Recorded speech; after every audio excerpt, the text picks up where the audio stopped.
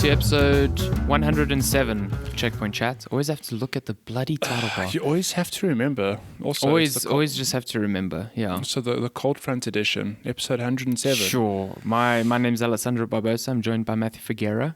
I was just going to say, if you forget to introduce yourself, it's because you're cold. Man. Well, it is, yeah. You see, it is the cold front, so I have to be cold to you as well. Oh, okay. This is the theme we're going for. Although the cold shoulder. It's very windy, but I don't think it's cold yet. It's like it's cold, but it's not that cold front. So I was chatting to my dad, and he's like, yeah, it's cold outside, but it's not as bad as he thought it would be. But I think the thing is, like, it's not going to get warmer during the day. No, yeah, well, that's what I found this week. Weirdly enough, that it was with this weather. The weather this week before the cold front was actually quite pleasant. Yeah, the sun was super nice. It was so warm, and then here we go. Winter's like, hey. Don't you love like working from home where you can just kind of like walk outside in the garden and soak up some sun for like 5 minutes? It's so nice. Yeah, every lunchtime we go and just sit on the stoep. Like, feed us that sun. I thought you were going to say, don't you love working from home, you know, rolling out of bed and going to the office? I'm like, well, yes. That too. That's the best. It's really fun. Like literally roll out of bed and log onto like Teams and I'm like, I'm here. I'm ready. One of my worst things about winter is just getting changed. So the fact that I can just wake up and be like, yeah, I'm dressed and warm. It's fine. I don't have to do anything. And not having to wake up earlier when it's colder and like shower and then get in a cold car. Because that's the worst. Getting in a car that's been like, you know, my car's under like a little carport, but it's outside. So that car gets fucking cold. Like getting in that car is not fun. Okay, but you park under a carport, which is fine. But if you're parking in the open, you get the little thin layer of frost on your windscreen, and it's like, how do I get this off? It doesn't come just got to pump that heater onto your dash. I'll just pull an Ace Ventura and wind down my window and stick my head out. In this lovely cold, that'll be fantastic. Yeah. That'll be so good. Driving at like 80 k's an hour in this freezing cold. Gosh. Oh my god. Do you do that thing in your car? I do. I found a way to because I found if you put the aircon on with the heat mode, the air is like really gross and like stuffy. But what you can do is you don't turn the aircon on, but you switch the temperature control all the way to hot, and you just keep your vents open. So it's still the heating element goes on. It doesn't blow air, yeah. Yeah, I do exactly that. And then when it's warm enough, then you close the vents and then it just circulates inside your car. And then you toast it. Then you arrive at work like, yeah, then you get out your car and you're like, fuck, it's cold. Yeah. Although working in a big building, so I mean, before when we were both working for Lazy Gamer / Critical Kids, it was you working from home, which is cool, you know, but at my mom's place, the rooms are big. It's kind of hard to heat up such a big space. At the office, it's a weird thing because it's permanently warm. So it's this weird thing of, it's so nice and toasty, but also now the aircon's just blowing around all these lovely germs. Yeah. Yeah. What do you do? So I do sit next to a window still. So I'm like, yes, fresh air in my face. I used to, I mean, last year winter, I was still taking the car train to work, so it would be like get out my car, freezing cold, get into an extremely stuffy train. Like, I don't know what aircon they were pumping in the trains there, but it was like grossly stuffy. Get out, it's freezing cold, walk in the cold for like 10 minutes to the Discovery building, get in there, and then it's just disgustingly warm in there again. Like, that was getting sick 101 every single day. So I'm glad I don't have to endure that because that shit's... I hate it. Like, I hate when it's winter and you get into your office and you have to like take off 10 layers of clothes because they've just pumped the aircon on so high. Yeah. It's dumb. It's dumb. Dumb. Office bad. Office bad. Good. Temperature dumb. Yeah. But I know what you mean about like big rooms being difficult to warm up. It's we have that issue in my house as well. It's horrible. Yeah. Well, I mean, just on the topic of cold and sick and whatever, have you had a flu at all this year? No? No, thankfully not. My mom and dad got like scratchy throats last week and they went to the doctor and whatever, and it was just normal allergies and, seasonal stuff. But I've somehow stayed away from that, which I'm glad. So Yeah, but I mean, I think it's related to the fact that you're not in an office with many germs and people who already have lots of other people. illness. Yeah. So, I mean, what happens? It happened one year at my office. It was a flu hit us and it just like wiped through the whole office. It was real bad. Like there were a lot of people sick and not at work. When I was working at 24-bit games, the studio, like the space was small, well, kind of small, but there was only like 12 people working there. So we had like office policy that if you were sick, you did not come into the office because like if the entire office got sick, no work can be done. You know, there's only 12 people. So it was like to the point of like being pedantic, like people would cough and everyone would just be like, whoa. I will admit, I hate how Corona has stigmatized coughing. Yeah. Because it's actually very normal to cough. Like, you get something in your throat, or your throat is itchy, or you drink water the wrong way, you are going to cough. I find if I have, say, like a rusk or something, I mean, it might be a crumb or something that gets stuck in my throat. But I told Shove the story. the whole rusk down your throat. Yeah. I think I did tell the story of Lenska the one evening where I was streaming whatever, and I went to bed late, and I walked into the room and I had a cough, and I was like, and she like sat upright. She's like, "What was that cough?" I was like, "It's just a cough." Like It's like 28 days later shit going on here. And then I climbed into bed and I wanted to cough because like my throat was itchy, but I didn't because I don't want to alarm her. I was like, okay. When you're holding in a cough and you're like trying to like slowly like. Well, has it ever happened to you? Like, I don't know why this happens to me. I've been to say, like, the one memory I went to a live show this year where it was Lenska's music teacher had like a mini concert where she played piano like to an intimate small audience of 50 to 60 people, let's say. And inexplicably, I just had the urge to have a coughing fit. And you can't when it's like a small room of people, so it's like... It's like, for goodness sake. It's the worst. It's like... It just reminds me of like going to the movies when you're slightly sick and you're just coughing and you're like... It's dark, but you can feel people's eyes on you. Like but they can't see you, so they just look in your direction. Yeah, they're just looking in the direction of the sound. If you make eye contact, you look past, you're like, nah, yeah, the dude in front of me. Like, or now, if I go back to the movies, because they're opening up the cinemas again and you cough, it's just like evacuation time or something. It's just, I don't know, like the movie thing, I kind of get it because like it's a big space and if they don't have a lot of people, like you can get away with it. But cinemas in general are just filthy. Yeah, there's there's no movie on earth that is important enough for me to risk going back to the theater. Like not a chance in hell.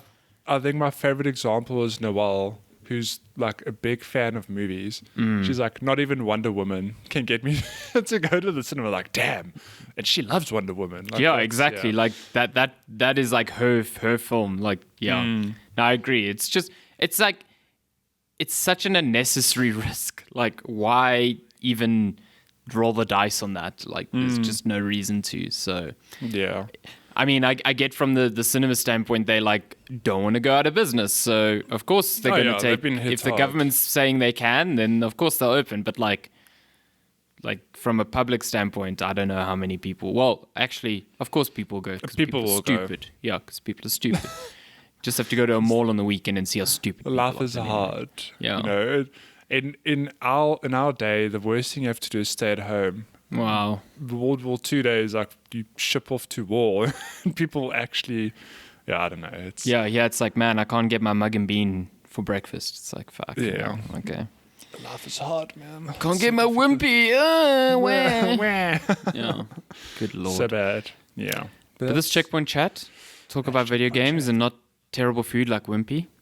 I haven't had Wimpy in years. You know why? It's trash. I have not had Wimpy in a long time. Listen, the only time you should actually have Wimpy is when you go on a road trip. Yeah, 100%. That's like just rite of passage. Whether you love or hate Wimpy, you have to stop at the Wimpy at the halfway point or whatever it is. Yeah. I mean, smash one of those burgers. also because it's like the only thing there. Listen, don't come with your facts, okay? Wimpy is good on a road trip. I think the last time I had Wimpy, actually, it was Shani and I were flying back from Cape Town. This was years ago, and she was hungry, and I wasn't. So I was like, well, I'm not gonna get food. So she doesn't really do like fast food. She doesn't dig it. So she was like, well, I can get a toasted sandwich from Wimpy, and she had a toasted sandwich. She's like, how did they fuck this up? It's cheese and bread. She's like, this is so disgusting. Is this actually bread? It looks horrible. Like, I was looking at this toasted sandwich and I was like, this looks terrible. Like, how do you fuck that up? You've got that F&B account. What is it? Is it the platinum account? I don't know. Premier account? Yeah, Premier. I think that silver card. I know we can't fly, but do you ever use the slow lounge perk of that card? Oh yeah, hell yes. Slow lounge is life. It's real good. It's forget that Wimpy at the airport. You just go buffet and drink. I often go because Shani doesn't have access. So what I do is I go in and I chill for 5 minutes. You abandon her. Say goodbye. I'll see you. Yeah, I'm just like I'll see you just now, and I go in there, and you know there's always signs there. They're like you cannot take food out of the slow lounge. I'm like cool. Whatever.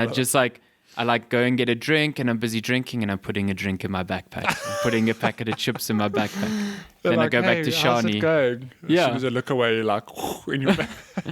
And then they must know, because I'm in there for like 10 minutes, and then I'm like, okay, bye.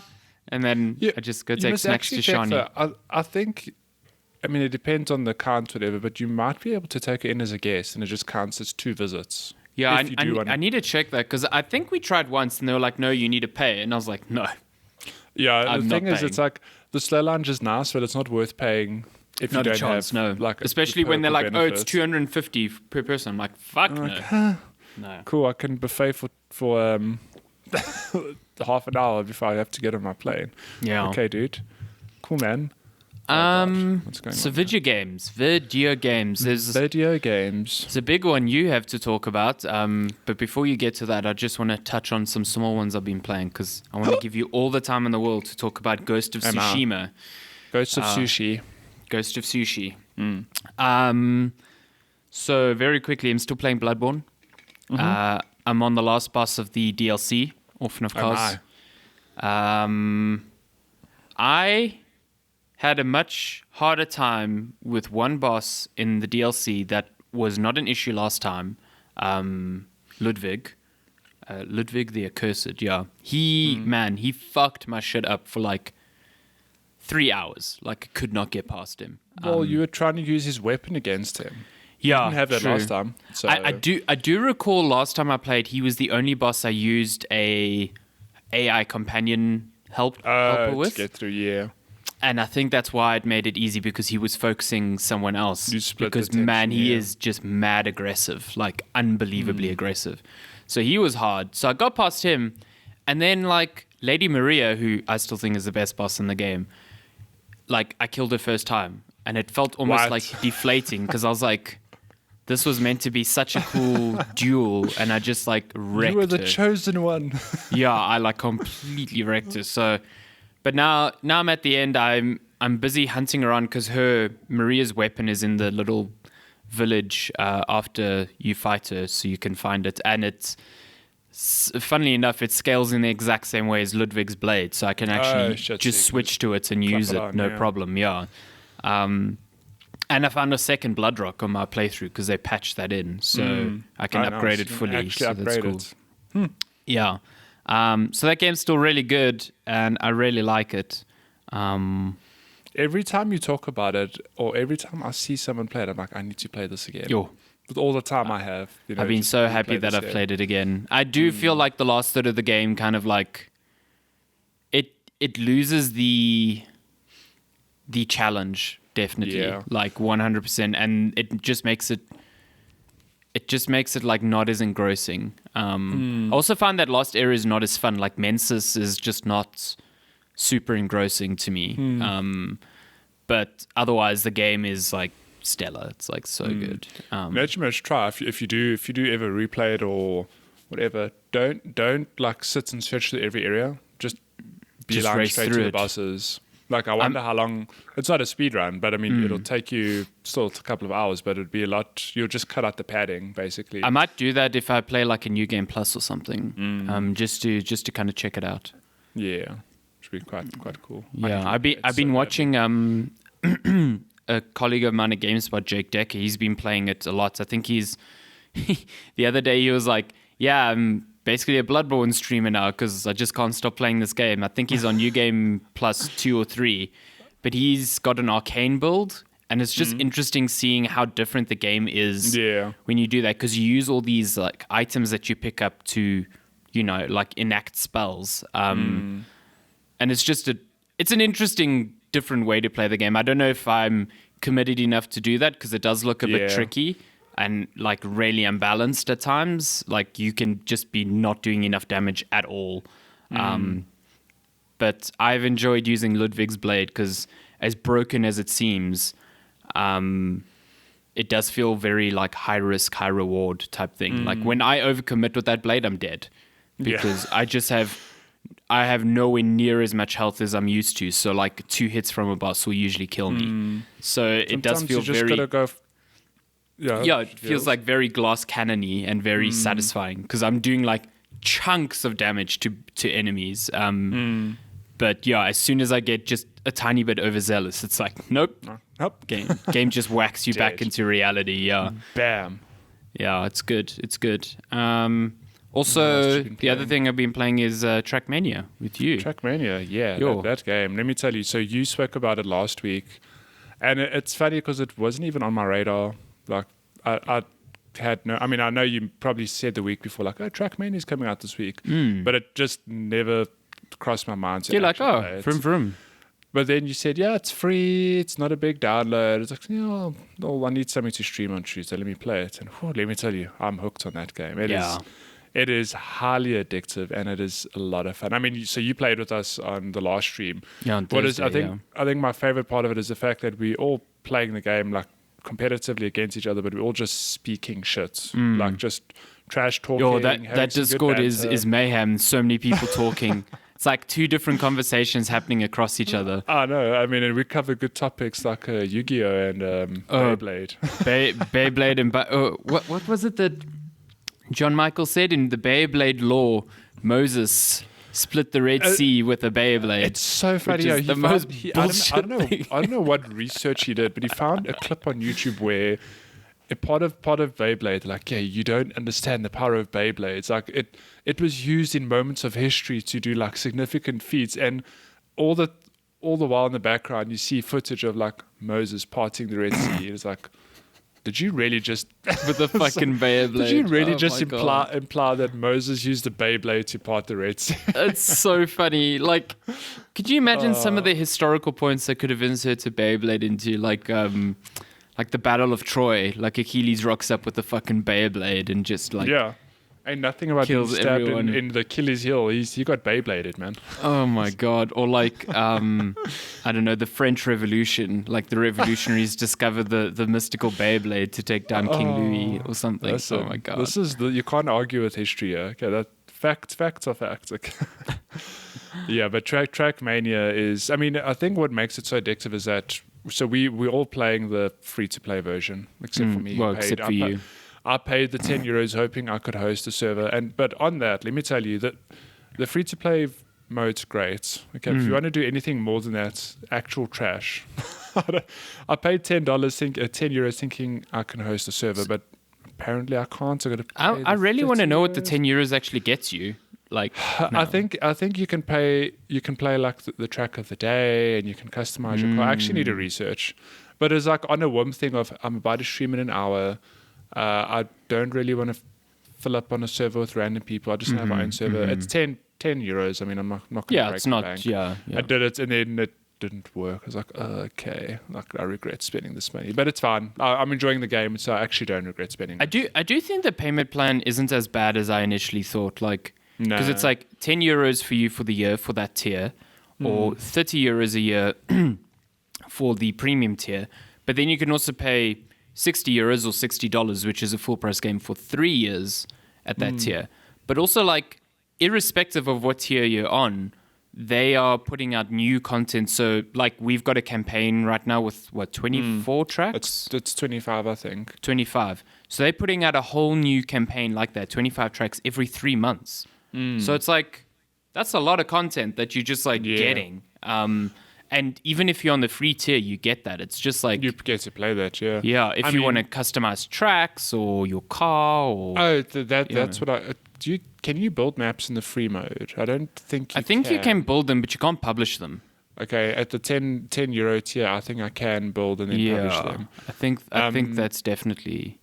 But even just on the campaigns, I mean, so the first season, whatever they're calling it, it's 25 tracks. I mean, I played that on Tuesday and Thursday. We got through all of them. Yeah, that's 10 hours of Trackmania. So just are on those 25 tracks. Are we able to now like join someone else's hosted multiplayer game and play through their tracks? I wonder.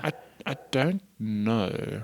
So it's a tricky thing. Like, I don't think the tiering thing is clear. No, I mean, I know not. you can click on it and it says you get this and this and this, but it feels like Not it's still clear. very vague. That UI in that game is absolute garbage. It's garbage. That needs an overhaul, like desperately. it is like so you pointed bad. out, you plugged in your controller and you still can't navigate the menu. You can't get to the settings menu with the controller. You have to use the mouse because you have to like mouse up to that little overlay at the top that only appears when your mouse is there. Like if you don't even know that overlay is there. Like I spent literally the first time I booted the game, I spent a minute looking for the settings menu because like my resolution was wrong. And I'm like, where the fuck is the settings? I had to Google where the settings menu was in this game. Like the menus are terrible. Like absolutely terrible. They're actual garbage. But the game itself, like when you get into that racing, it's so much fun. Like Yeah. I mean, I don't know. We're not going to play like every week forever, but I can tell you if we fall off now in 3 months' time, we'll be like, hey, let's play the new tracks. Let's play 1 or 2 streams. That's why I'm curious if we can all play multiplayer or like on someone else's server because like we've played through the season quite a bit now. Well, like yes, haven't perfected even half of those tracks, but like I want to try out new weird creations like that Star Wars one I sent you yesterday. Looks great. Did you see that text come up on that track where it's like, now this is pod racing? Yes. I died. It was so funny. I love that we were both on the same page though, where I don't know what you or someone says like, now this is a good track. But you're now at the same thought like, now this is pod race. As soon as I saw that text, I was like, oh God, this is actually worth paying the 30 euros just to put that into my track. Best Honestly. Star Wars quote. Now this But is some of pod those racing. action cams were ridiculous. Like, what the hell? So I want to play weird and dumb tracks like that. So I hope I can play that. You know, if I can't play that on free and I have to pay 10 euros, like, I've got enough out of Trackmania already that it justifies that. So Yeah, that's my thing. Because then my friends are like, "Oh, you wasted your 10 euros." I'm like, "No, like I didn't have to spend it." But it is cool to give these developers some money because I've had a lot of fun with the game. I do They like deserve how it. everyone Like, was saying that you got steering assist with your 10 euros. Yeah, it's awfully convenient when I win a track. Like, yeah, your 10 euros gave you steering assist, but when I lose, no one's saying anything. Or I suppose it's you wasted. No, then the 10 you euros. just wasted your Yeah. 10 euros.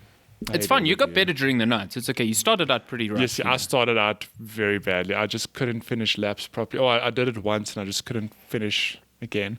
But yeah, It was like you, me, and Cello going at it in the top spots. And like every time we're like, man, I don't know how to shave off a little bit. We have Keegan Dragon, and he's just like, I don't even know how you get those times in the first place because he's like really struggling to just get up there.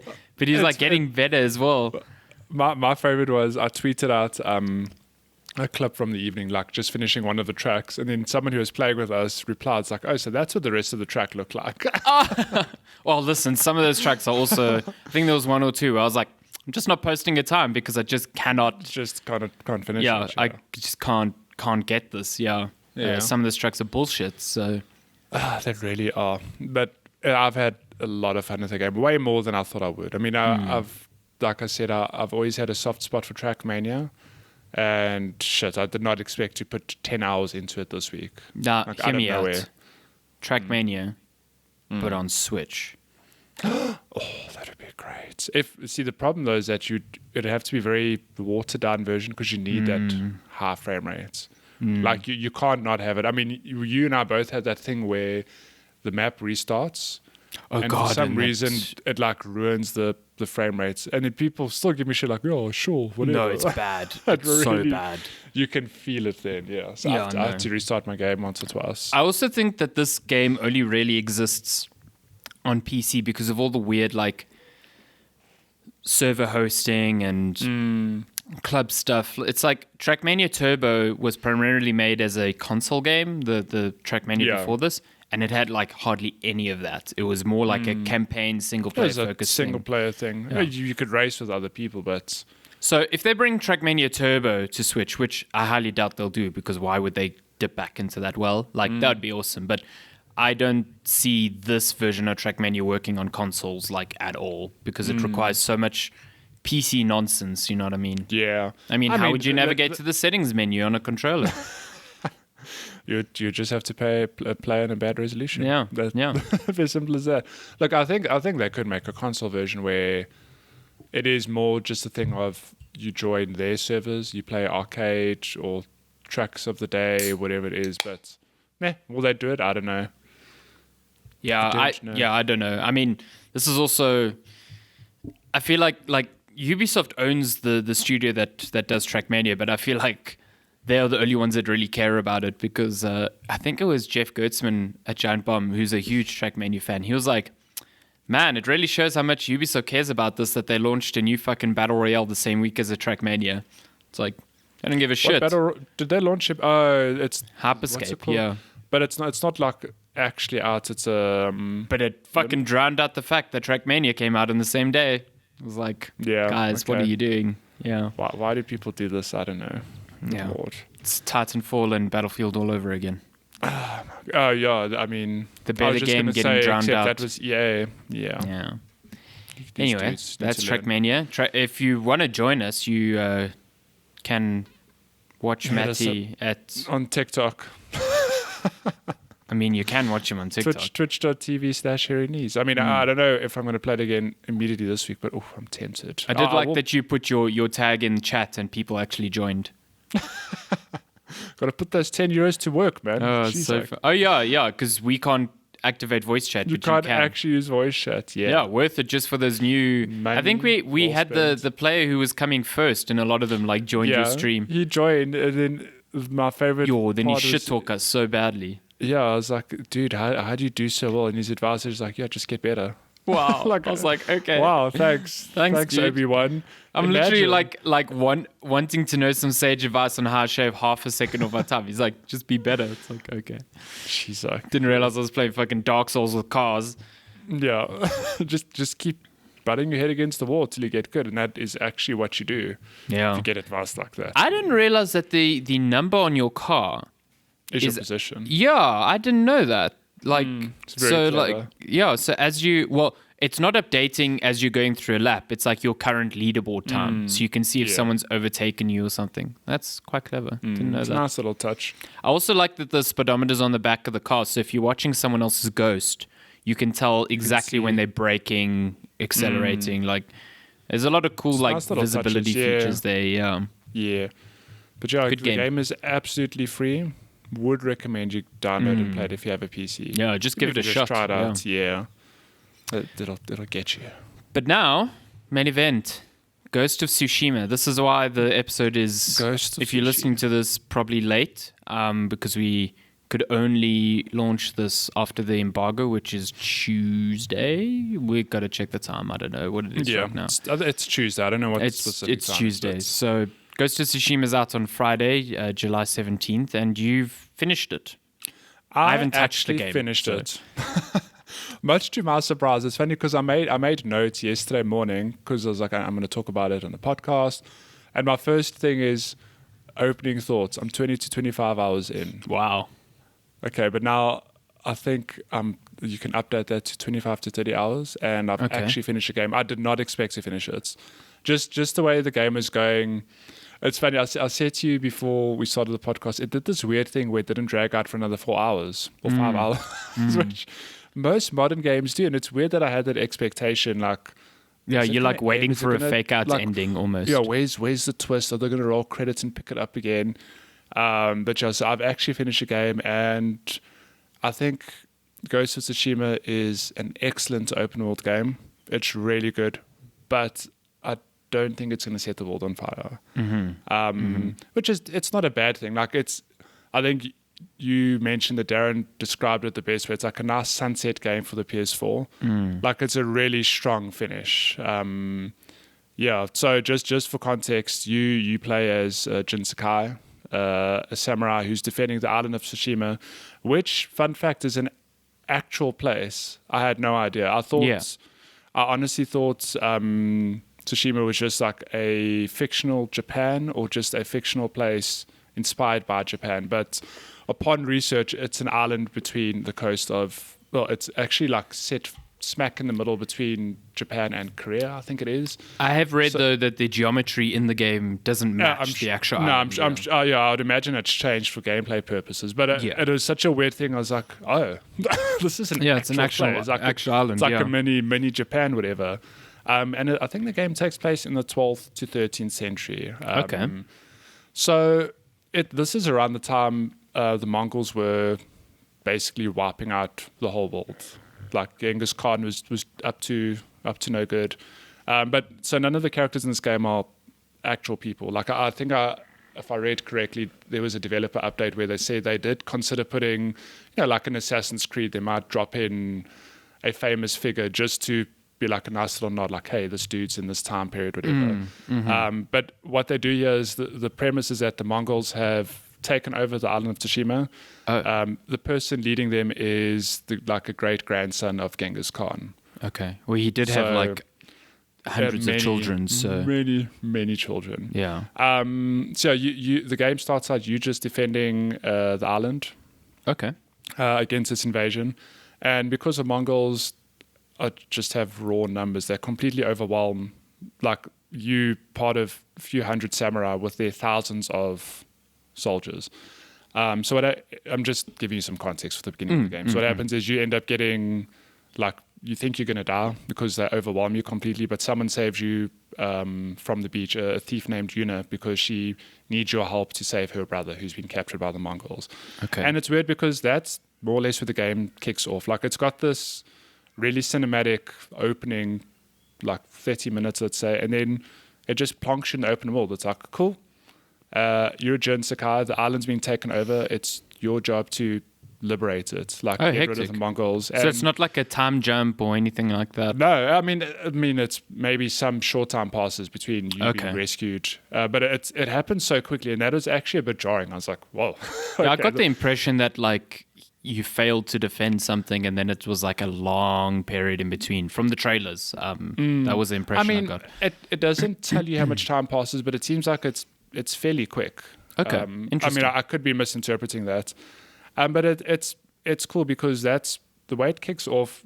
It's a good and bad thing to me because I feel like they could have spent maybe like an extra 30 minutes, an hour setting up your character, but it's weird because you sort of get plonked in to this thing of like it feels very much like Breath of the Wild, except Breath of the Wild still gives you that 1 or 2 hours in the beginning to it gives you like that restricted space to kind of get comfortable. And then it throws you into the world. It's like, now you can do whatever you want. Okay. Whereas this, it sort of drops you in and it feels a bit, I don't know, like the only way I can say it, it's a bit jarring of like, okay, cool, do what you want now. And it's like, okay, I need to go save the island, but I can kind of go do whatever the hell I want now. But I think what is the most jarring part of it though is that, so the game is Ghost of Tsushima. And if you don't know, the basic premise of it is that you are a samurai, obviously, but in order to save the island, you need to sort of balance the code of being a samurai, like the whole honor system of when you defeat an opponent, you look them in the eye, like you show respect to your opponent, you honor them before you take their life. Like that's sort of it's very respectful, very, I don't know, like rigid way of doing things. But that code of honor is not going to save the island when the Mongols don't give a shit. Like they are ruthless, they are brutal, and you're not fighting on the same terms as them. Yeah, so you start leading into an unconventional way of fighting, which sort of gives you this moniker as the Ghost of Tsushima. You sneak around, you're not scared to stab people in the back, You're not fighting them head on, you're not giving them a chance to fight back, yeah. But that's the way it feels a bit weird because it sort of just gives that to you. So after Yuna rescues you, you go and you take an enemy outpost, and it's like, okay, there's a lot of them, and she tells you like, but we can overwhelm them by, you know, creating small advantages by like stabbing people in the back, let's say. And Jin's like, no, like that's not my way. And then he does it once, and then he's like, oh, that's pretty cool. No, like then it's a bit like the game just carries on that way of like he's just adopted this way, and it does throughout the game. It does pose that question on you, like what is the fine line between, you know, honoring your code and just destroying it to liberate your homeland, whatever. Like kind of like forgetting everything you are for the sake of. Okay. So it does drive that point home. I mean, and it does create points of tension through the game. It is like, are you actually doing the right thing? Like you using these unconventional means, but you kind of have to. Yeah. You know, if you wanna tip the odds in your favor. Yeah, because you are outnumbered completely. Yeah. So it's weird because then in becoming the Ghost of Tsushima, you learn these abilities or you get these tools. So for example, you can use a smoke bomb. So if you're overwhelmed by enemies, you can use a smoke bomb to quickly escape. You know, Pa. You can use you can throw kunai at them, and it's as you kunai, those little like little spear thingies. Those little blades, swing. It's like those. So it's weird because Yuna only really teaches you about like creating advantages, but she doesn't at any point. And I mean, this is just me nitpicking the game. I'm going to get into the real good stuff in a second.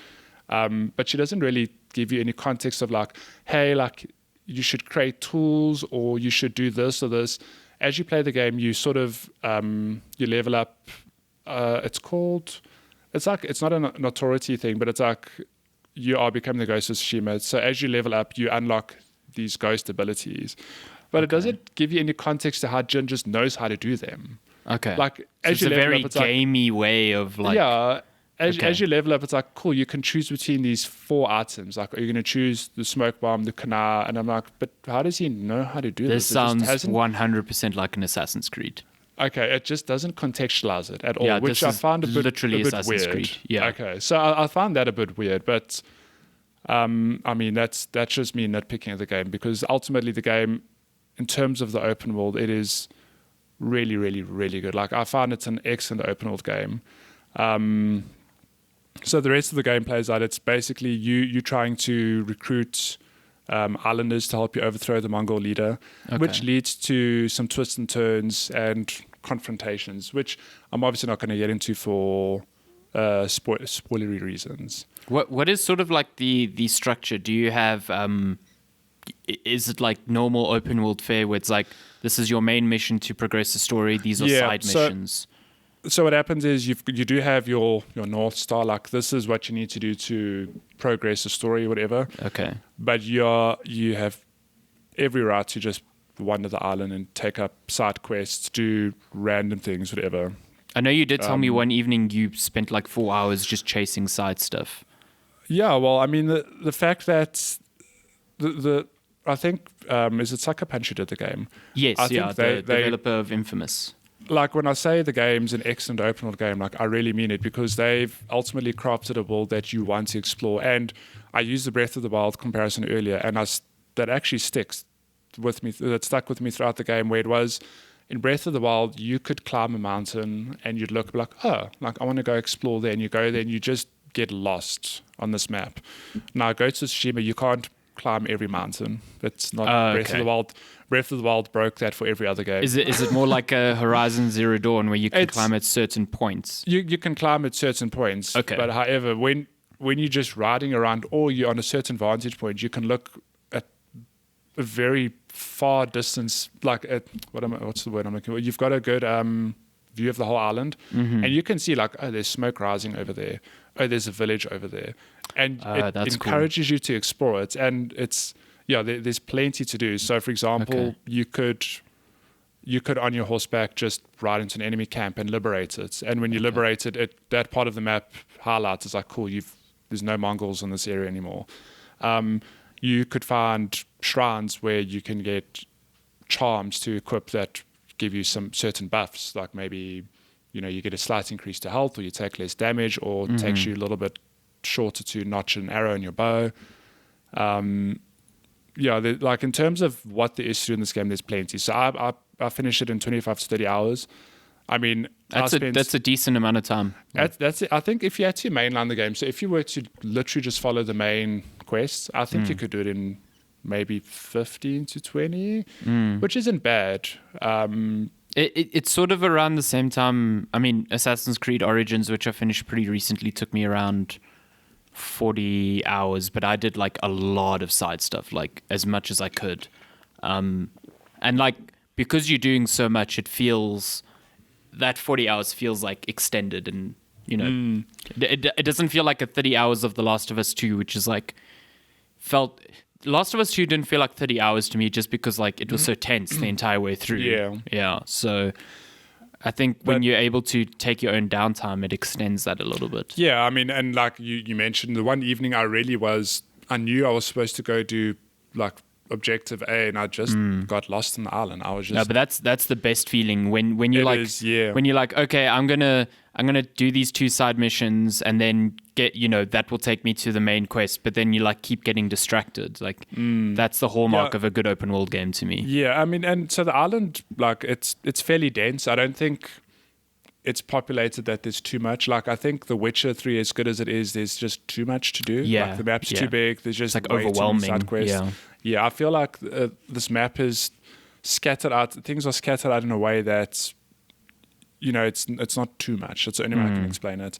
But not only that. So besides doing the optional side stuff, like you know, liberating a camp or climbing a mountain to reach a shrine to get like a perk or whatever, the side quests are actually, the ones that I did anyway, were really good. Like there's elements of fetching stuff, but I wouldn't call them fetch quests.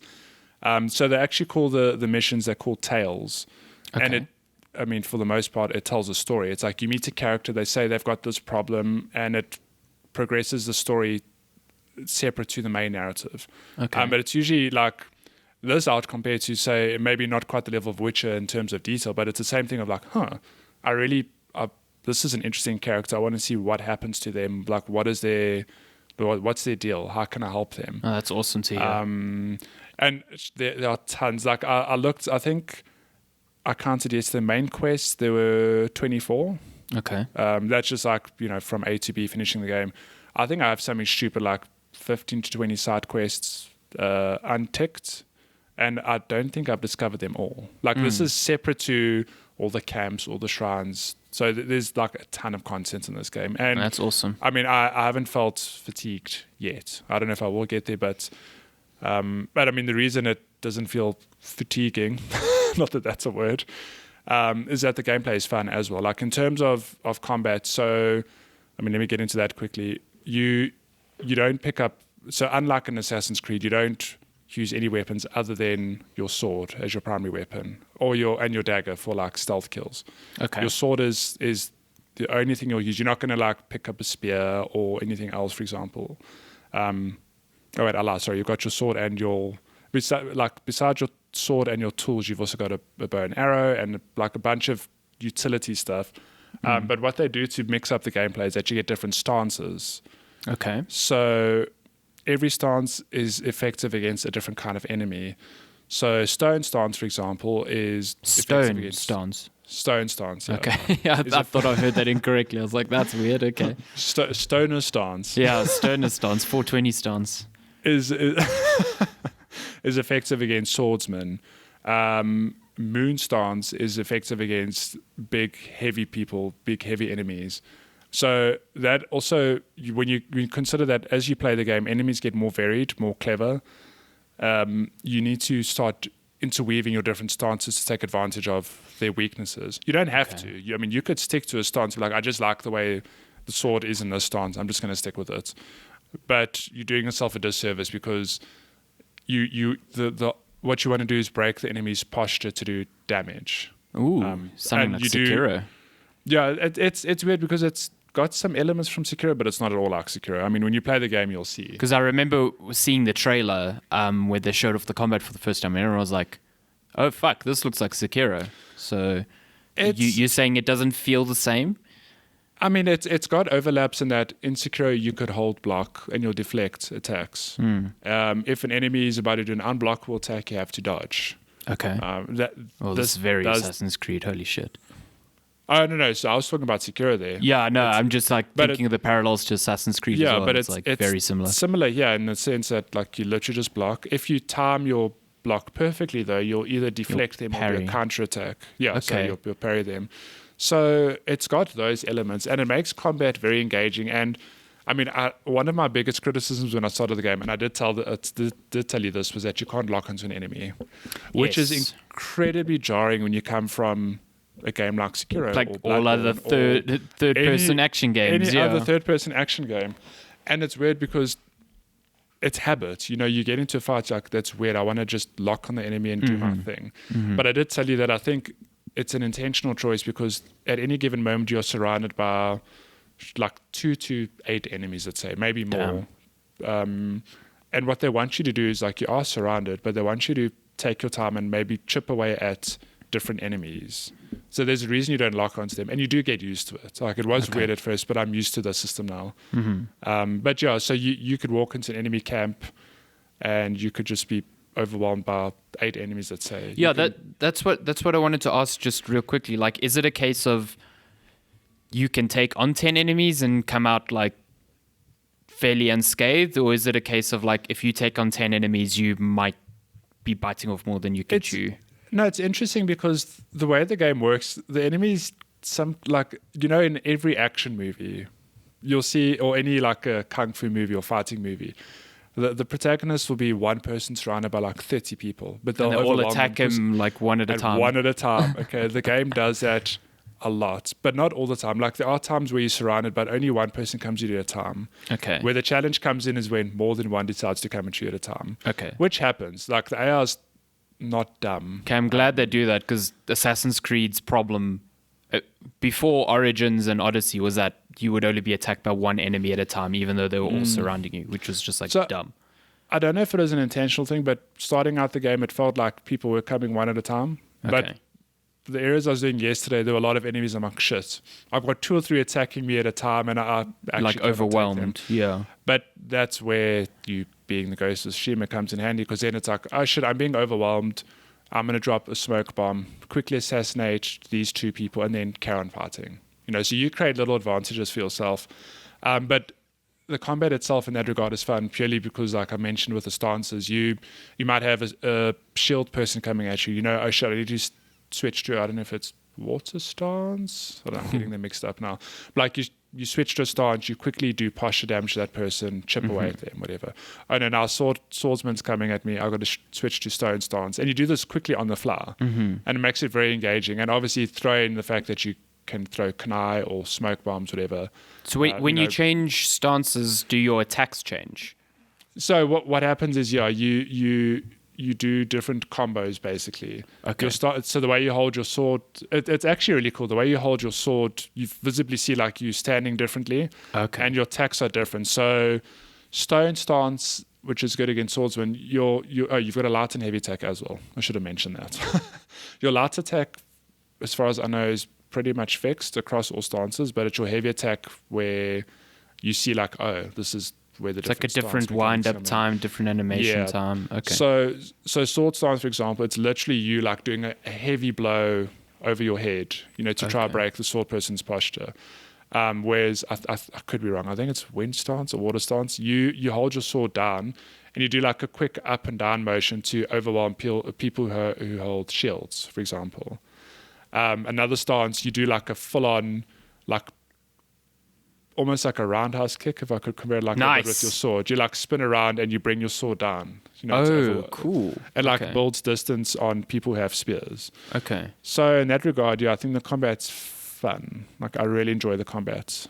In the game. And I think in the trailers, what they emphasized was like, because this is a samurai movie, you're not like, or a samurai game, you're not like hitting an enemy 5,000 times, like death by 1,000 cuts.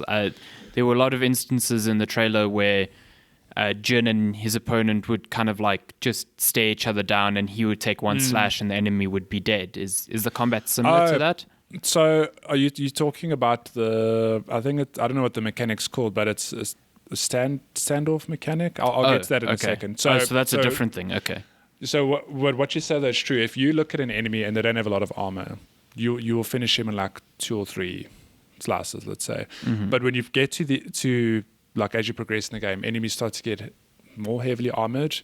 It takes a lot more to cut them down. But it's weird because in real life, if you were to be sliced that much, you'd probably die. But it's not too much in this game that you're like, it took me 20 attacks on this dude to like overwhelm. There, it's like it doesn't feel like an artificial thing. Yeah. Okay. It feels like you are slicing the enemy and you're hurting them, but it does take you a while to get to them. But they've got armor, so it contextualizes it well in that regard. Okay. But what I wanted to get to is the standoff mechanic, which they actually showed, I think, in the first gameplay reveal, where Jin encounters a handful of Mongols and he puts his hand on his sword. Yes. And they have like this weird standoff. Yeah, it's like slow motion staring down vibes. Yeah. So what's cool is that, like I've said throughout the game, they push you on this like, are you a samurai or are you the Ghost of Tsushima? And inevitably you go down the path of Ghost of Tsushima because you got to save the island. But what's cool is that when you walk into an enemy camp, you can either sneak around, do it stealthily, or you can push a button and you can challenge everyone in the whole camp. Oh, hectic. Okay. You walk in, you're like, hey, come fight me. And that brings up the standoff mode, whatever you want to call it, where what happens is you hold a button, triangle, and your opponent also gets ready to attack, and you stare at each other, and the goal is to time letting go of the button that you get the first blow in. Okay. And you'll kill them. What's funny though is late in the game, enemies get smarter, and they try to bait you into attacking before they do, so they can get the first hit in. Okay. And if they get the first hit in, do they kill you instantly? They don't kill you instantly. You just take damage and the fight starts. Ah, okay. Got you. But it's very cool because it's the thing of, it's like sometimes I do like sneaking around and I want to walk into a camp and hide in thick bush and then like use my bow and arrow to pick off or whatever. And the stealth is satisfying in that regard. Like you could take out encampments without being seen. Yeah, you can 100% do stealth if that's your thing. Or you could just follow the way of the samurai and look all your opponents in the eye and climb off your horse and say like, come fight me, and everyone comes and fights you. And the game doesn't lock you into one or the other. Like you can switch freely between Ghost and Samurai. Well, I mean, you inevitably do both. I mean, you could, I suppose, play the way of the Samurai where you do just take people on head on and that's that, But there are story moments where you kind of can't do that. Okay. But it's not like if you upgrade Ghost, then it's like, well, Samurai is not viable anymore or something like that. No, yeah. So your upgrade parts, I mean, there's a lot to upgrade in this game, and it's not, the system isn't like XP based, but you still get ability points. So for doing quests and just helping random people liberating camps, you'll fill up, like, I suppose it is a bit like an experience bar, but not really. It's not like you're getting damage buffs or anything like that. No. Yeah.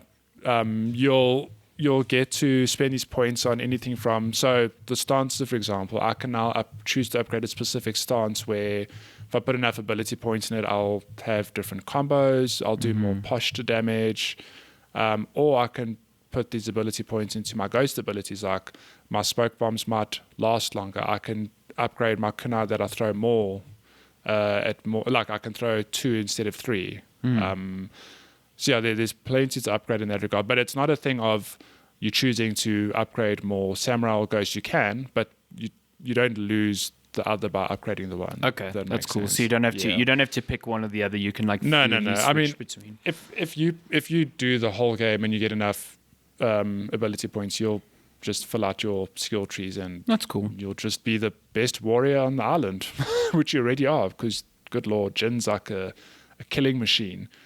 But yeah, look, I know I've rambled on about different bits and pieces, but the game is good. Like the only thing I can say is that in terms of open world game, it is a lot of fun. Like I've rolled credits and I want to go back and do the enemy outposts, just explore the island, because it's a beautiful game. Like how's that photo mode? Oh, I'll get to that. It was weird going from The Last of Us 2 to this game, purely because I think Naughty Dog set the bar very high. Like that itself was a bit weird. I was like the character models don't look As sharp, yeah. as real. Like, I suppose my one criticism of the game is that the character models don't look that great. But I mean, it's only because I've just come off a game where, like, It's like, the attention almost to detail next is like, gen. it's Yeah. next gen, yeah. But the island itself is so lush and colorful that, like, riding around is honestly, it's a joy. Like, you'll run through a field of flowers, up a hill, climb a mountain, and you just have these beautiful vistas. Like, with whether it's temples, impromptu villages, or just shrines for you to go explore. Like, there's a lot to see and do in this game, and it's very clear that the developers spent a lot of time, like, crafting every little bit of this island to be, like, fun to explore. I do like I mean, from all the trailers I've seen, the stark contrasts you get with the reds against the black and the grey, it just looks really, really I nice. mean, they lean into these colors. I mean, and it's funny because it's a typical Japanese thing. Like, if you've watched anime or any, like, samurai movie, it's very much like there are way too many cherry blossoms blowing around, way too many leaves, whatever. And But it's for effect, It's for effect, and this game has a lot of that. Like, that would never look like that in real life, but it looks so pretty. Yeah, it's like so saturated and gorgeous, yeah. Yeah, I mean, and they lean into that by, they minimize the UI very well in this game. So I know when I was reviewing it, there was a patch that has dropped to, like, minimize the UI even further. But the way the game is set out by default, there's no mini-map. The way you get around is the wind guides you. And it's actually a very, very clever... So Pocahontas, wow. It's a bit like Pocahontas, yeah, but it's very... Lenska found that hilarious. But it's very clever because when you first start the game, like, in the same way that not being able to lock onto an enemy is jarring, not having a mini map can be a bit jarring. You'll find yourself, like, often pulling up, like, where am I going? Like, it doesn't make sense. But as you get more comfortable with the system of, like, the wind is actually directing me to the next objective. So what you do is your touchpad, you swipe it up, and the wind picks up, and it shows you, like, it blows in a direction, like, okay, I need to go that way. And it becomes second nature, and it's a very clever navigation tool that I'd love to see in other games, because it stops you from pulling up the menu or having to have a menu open all the time. And it just allows you to enjoy, I don't know, like, the beauty actual of the game. visuals of the game. Yeah. I mean, even in combat, the UI is relatively small. Like, you have your health bar on the bottom left, and only when you change your posture and you pull up your tools do you actually see anything pop up. But it's very minimal, and it's done on purpose because I want you to take this beautiful world in. Hey, look at these colors. I'm kind of glad that, like, that and The Last of Us 2 really made, like, the UI's, the default setting is, like, very minimalistic. Like, you can go in and turn it all on so that it doesn't fade away or whatever, but, like, at the default, it's like, what I think more games should try and make that their default, and then give you the options to, you know, turn on whatever you want. But like, Assassin's Creed overloads. Sorry, wow. Assassin's Creed, yeah, Coronies. Assassin's Creed overloads you with UI from the get-go, and it's like you have to dive into menus and, like, turn off things a bit at a time to make it look like halfway decent. So I like that the reverse is true now as the default. Yeah. You actually the one who brought it to my attention, because you've often pointed out, like, oh, the UI is great or the UI is too much, whatever. And honestly, like, I've just maybe been the sort of person who's never noticed before. But now I'm 100% on the same page as you. I'm like, yeah, the less the better. Like, give me the crucial bits that I need. But yeah, don't just flood my screen with. I always encourage people now, like, I used to think, like, when I was playing Origins, I turned off the compass at the top because, like, it's just, like, always there. I turned off so much in Origins because I think there's too much going on in that UI. Yeah. And, like, for the first, like, half an hour, you're like, oh man, you know, I don't actually know my you know, pointing now. I don't know which direction I'm facing, whatever. But, like, you get used to it so fast that it's just like, okay, this is natural now. And you take so much more of the world in. So it's like, don't be afraid to turn that stuff off and play for an hour and see how you feel, you know. But, I mean, the same is true of Ghost. Like I've said, that it's actually jarring. Like, where's my mini map? Where am I meant to go? But like after a few hours, it's so natural where I'm like, yes, other games need to do something like this. Whether it, I don't know, be a small arrow on the floor or whatever, just let me take in the visuals and don't smack me with a mini map. Like, and actually, just on that quickly, the PS4, the DualShock Touch Bar, I think it's like a severely underutilized feature. Oh, 100%, yeah. Like, this game actually does it so well in that it's a lot of the stuff on it is optional, but it makes sense to put it there. So, like I said, if you swipe up on the touch bar, the wind picks up and it shows you where to go. If you swipe right, you unsheath your sword or you sheath it. Ooh. And it's actually funny how that becomes second nature as well. It's like, okay, I'm not going to fight anyone. Let me just sheath my sword. You just swipe right. Feels like a nice natural. Yeah, or I'm busy sneaking around and I don't need to unsheath my sword because like it'll do it automatically. But I found myself like, yeah, I'm going to unsheath my sword just in case. Just to get that like millisecond. Okay. And if you swipe down, you bow to people. Also just like a natural, you don't have to, but it's there. And if you swipe left, you start playing. I don't think it's a flute, but it's the that lute instrument. Yeah, the lute, whatever it is. It's just like it's such a small little thing. Oh but man, I'm gonna find so many high mountains mountains and just play my lute. Just fucking rock out with my lute out. One thing I learned about that. So in order to learn more songs for your lute, whatever, you have to find singing crickets. Makes no sense contextually. I don't know what they're teaching you, but if you unlock enough, you get to play different songs. Okay. And I learned like earlier this week that depending on the song you play, the weather will change. Oh. Which is quite cool.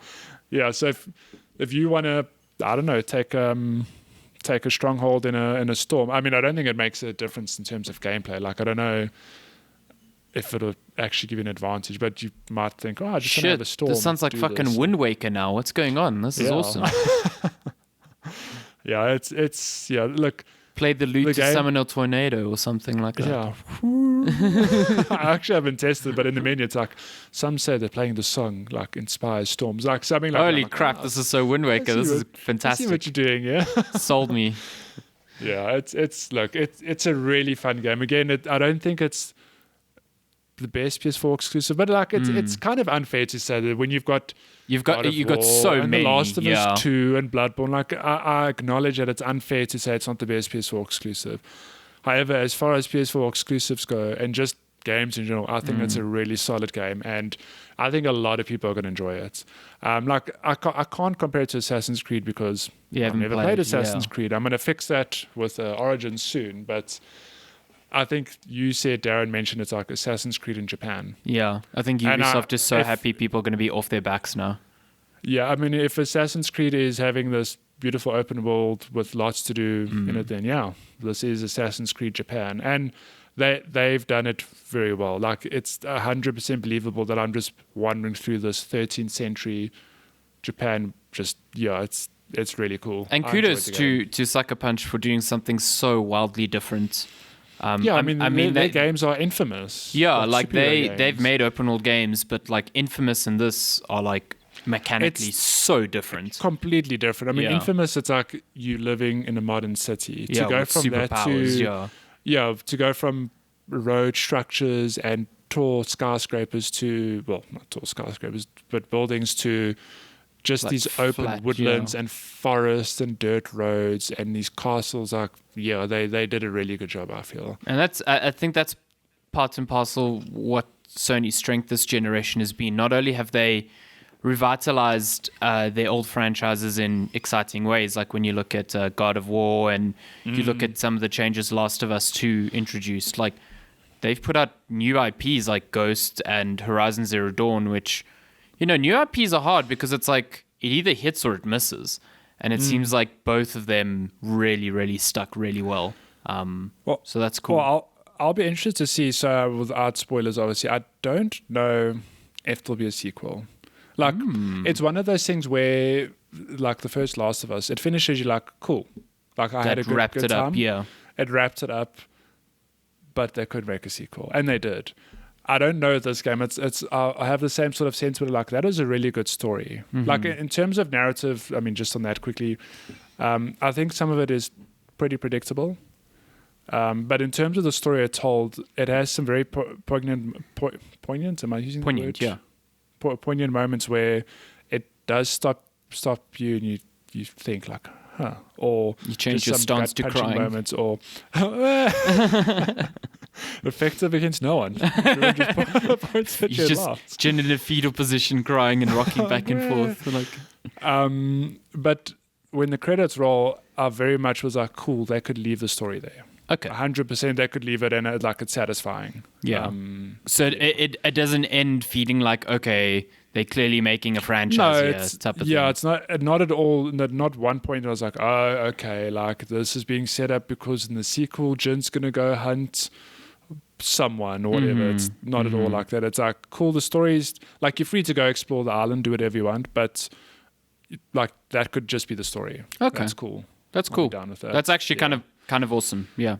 Yeah, and again, like, can I just appreciate that Sucker Punch did not do the stupid. Like I said, it's a stupid thing. Sometimes it works, but it feels like most game developers today want to drag out the ending for 3-4 hours, and I don't know why it's a thing. And it's clearly done enough to the point where I thought I wasn't going to finish this game last night. In my head, I told you, I'm like, I'm on this act. I think it's the last part of the game, but I'm not sure. You Because did stay up until 2 in the morning. yeah, but I mean, if I think about how much I played last night, I finished that act in 5-6 hours. Okay. I mean, I did mainline a lot of it. I didn't do side stuff. But at the back of my mind, I was like, are they really just going to finish the game here? Or is there going to be some twist and they're going to force me to backtrack through the island and do other stuff? And they didn't. So kudos to them, because it really very much was like, here's how you think the game's going to end. And there are plots and twists along the way, but it very much does end where you think it's going to end. Yeah. Which Awesome. cool. I appreciate that. I feel like Last of Us yep. 2 really triggered you with its false endings.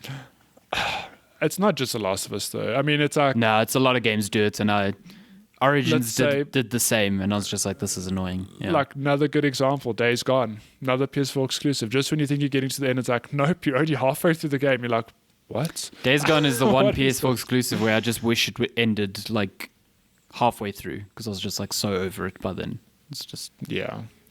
But yeah, I think Final Thoughts, Ghost of Tsushima, really good game. I think some people will find flaws in it. It's not a perfect game at all. I mean, I've pointed out things that I dislike about it. But overall, Solid I've 8 out of 10. really- A solid... yeah, if I were to give it a number, I like... If I could do a Metacritic prediction, which is... Predict what you think will be the I consensus. think it'll get maybe... What's funny is by the time people listen to this, we'll know the answer. So, We'll know. So you can look it up and be like, huh, maybe it was wrong. Or so what did you predict? 85. I think about 85 seems a Okay. bit... That's where I'm thinking 80, between 80 and 85. Yeah. Yeah. I think that's I mean, it might... Which is It might solid. push Like, up- that is a fucking good score. That's a good game. Yeah. It might push up to the 90s, but that's why I think 85 is like I think a new IP, like from a developer who's not used to making this style. Well, they've made this style of game, but like we said, it's very different in many regards. I think getting that is like goals. Like that is really, really good. Yeah. all the reviews all drop and everyone's like, this game is trash. I'm like, huh. Well, I was wrong then. I enjoyed it. Highly doubt that's going to happen. Highly doubt that's going to happen. It's a great game. Look, it took me a little while to get into, but yeah, it was worth it. Sweet. I'm excited to play. I'll probably play early on Friday. So Download it. yeah, I actually have a game currently reviewing. Oh boy. So yeah, I can't play it yet. Okay. Cool. The trials and tribulations of reviewing games. Yeah. That these are the days of our video games. It feels like it's been a long time since I've had this sort of pressure. Where, look, we're not at all. You got the game early as or- well, so you got time to I like got the game savor early. it. Yeah. I had a lot of time, but it's been a long time since I've had this thing of like, oh my god, I've got to play this game so I can finish it. I mean, like with The Last of Us 2, it very much was you reviewed it, but I want to finish it so we can do a spoiler cast on it. This was now our roles were reversed. Like actually, I'm the one with early access. I'm the one who's got to finish it. Am I going to make it to the end? I don't know. Well, But like, I mean, you did it. I mean, when the Last of Us 2 embargo dropped, I didn't finish the game because I was But I promise you, I did not think I was going to finish it. Like, there's a reason. My first note is, I've 20 to 25 hours in. I think I'm close to finishing the main campaign, but I don't know. And I did finish it. Because you're like, it could drag out the ending. Ah. It could, yeah. Yeah, it is great. That's cool. I I'm really enjoyed very it, so. stoked to play it, and I'm glad that it sounds really good as well. So happy. Your webcam is doing some weird color shifting shit that is like... It's because the light is coming into the room. You're now. like blue now. I'm blue. Da-ba-dee-da-da. Have you seen... When's the last time you bought a bottle of clover milk? I don't know. I don't think I buy clover milk. Oh, well, have you seen that the bottles are now blue? What, like completely blue? Because they used to be white and blue, wasn't it? Yeah, so like the label was blue, but now the Yes. actual white part, that's Yeah. blue. I'll send you a photo. It's very weird. It makes Is me the think milk of... blue? See, you're now in the same headspace here. I'm like, am I drinking Star Wars milk right now? Yeah, exactly. Blue milk. So the milk is obviously still white, but the container's blue and it's very deceiving. I don't know. It's weird. I want to go to that Star Wars park in the Disneyland because you can drink blue milk there, and apparently it tastes like medicine. And that's where Clover's from. It's the blue milk. Do you see Disneyland is opening again during COVID? Are they fucking crazy? I don't know, man. A lot of shit's happening where you're like, why are you doing that? And people are doing it anyway. So, yeah. Anyway, it's not like Disney needs that money, but anyway. Yeah. Yeah. They just need, I mean, they can ride that Avengers cash for how long? Forever. No. I read the other day that Robert Downey Jr. made $75 million on that last movie. How much? $75 million. Robert Downey Jr.? Mm-hmm. Way more than any other actor because he somehow negotiated a portion of the profits of the movie. Yeah, I don't know. That's quite something. That's a lot of money. Jeez. He's like busy there snapping his finger. He's like, I am rich. Rich. Oh, what? They want to do an Avengers reboot? I'll make a Fucking in. for 50 million. Fucking in. Shit. Yeah. That's all the games we've played this week. I know it was long, but it was a game worth talking about for long. Should we get to quick game releases and quick game news? Releases. Yeah. Because otherwise we're going to be here for 3 hours. 3 hours. What is this? So yeah, this week I guess is dominated by Ghost of Tsushima, which is out on July. Yes. Is it July 17th? Can you believe it? So we're looking at games from July 11th to July 17th. Oh my god, there's actually quite a few. So big ones. Death Stranding coming to PC on July 14th. Kind of excited to play that. Yeah. Keep on keeping on. Yeah, keep on keeping on. Want to listen to more low raw and just deliver packages. Rocket Arena coming to PC, PS4, and Xbox One. That's actually the game I'm reviewing right now. Okay. It's like a... Put you under embargo. Well... It's a 3v3... Yeah, it's a 3v3 hero-based shooter, but it's like a shooter which is all about rocket jumps and rocket attacks and stuff, so it looks kind of cool. I hope it's good. I hope the ping doesn't fuck me locally, because nothing's worse than a rocket game where it's like ping is bad. But anyway. Yeah. Then a game called Neon Abyss coming to PC, PS4, Xbox One, and Switch on July 14th. I don't think I've heard of that, so check that out. This was a surprise. This kind of overlaps with news. Super Hot Mind Control Delete. Oh, yeah. Yeah, so it is a pseudo-sequel expansion where it's like a roguelike version of Super Hot. So you just play level after level after level and try get as far as you can into a run. It's also, if you own Super Hot and if you purchase it before July 16th, the expansion will be free. So that's really cool. More Super Hot. I know you say it's a surprise, but I feel like I knew that they were working on this. Yeah, I also I saw it announced, and I was like, I don't know if I just assumed this was a natural progression or like they had spoken about this at some point. I feel like I've heard about this already because I played Super Hard.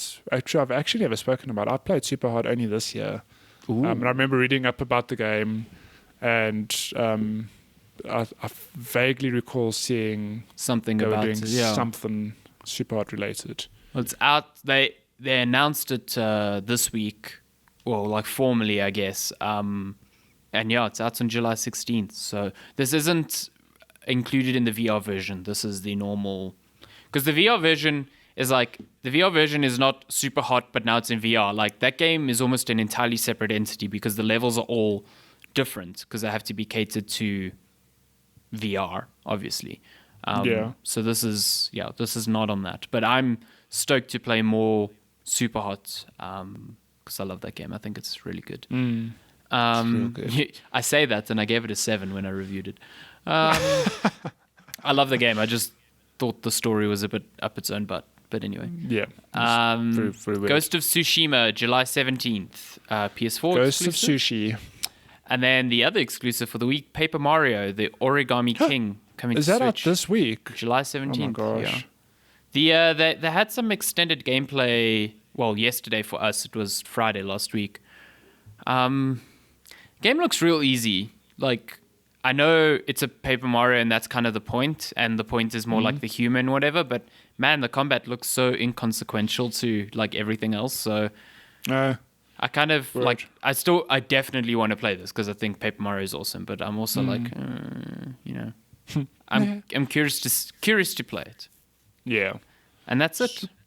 That's it. That's all we have this week. Should get to game news. So I'm looking left because Lupin's busy attacking Luna. I don't know what's going on there. Top stories for news is...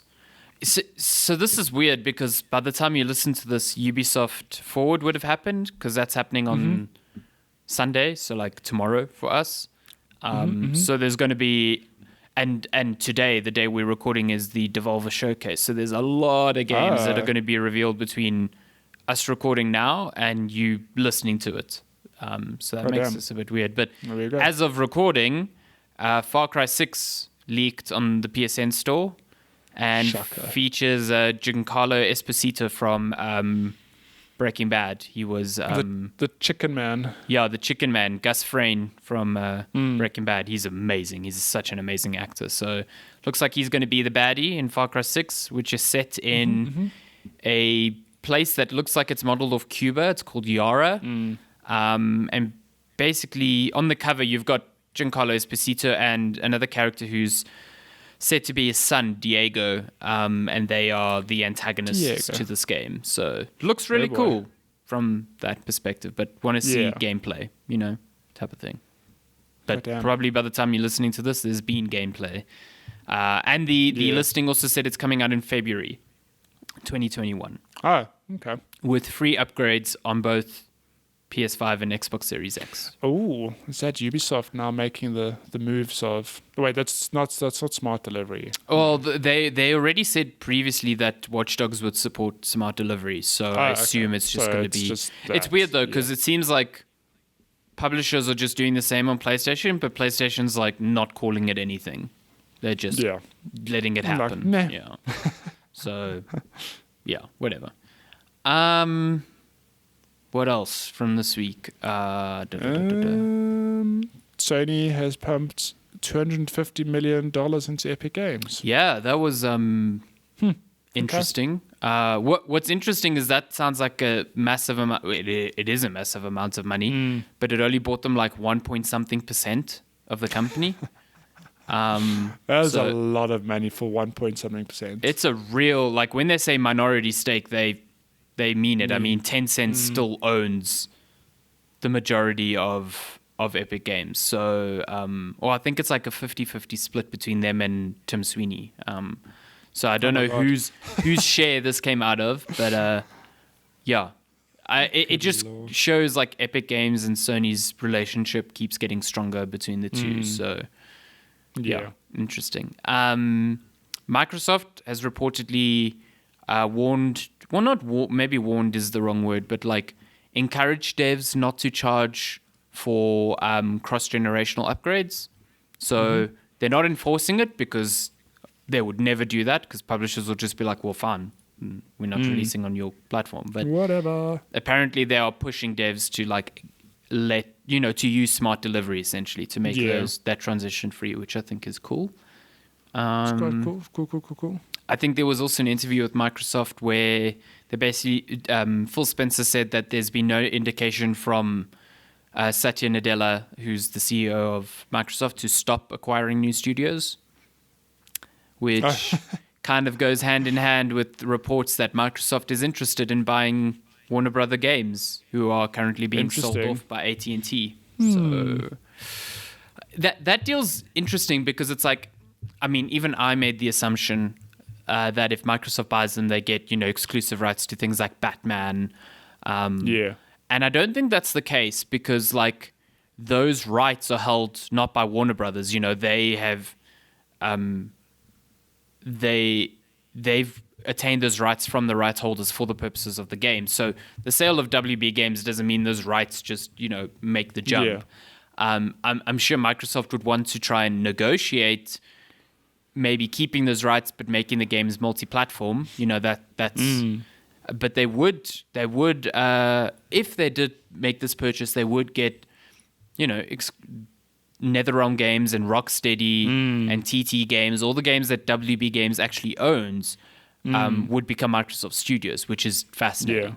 Yeah. But you'd imagine that they would try and get like there's no reason to buy NetherRealm and then not get the rights to Mortal Kombat. You know what I mean? It's like you have to kind of makes sense. Keep those in, but would be interesting. I think it would be a very smart move.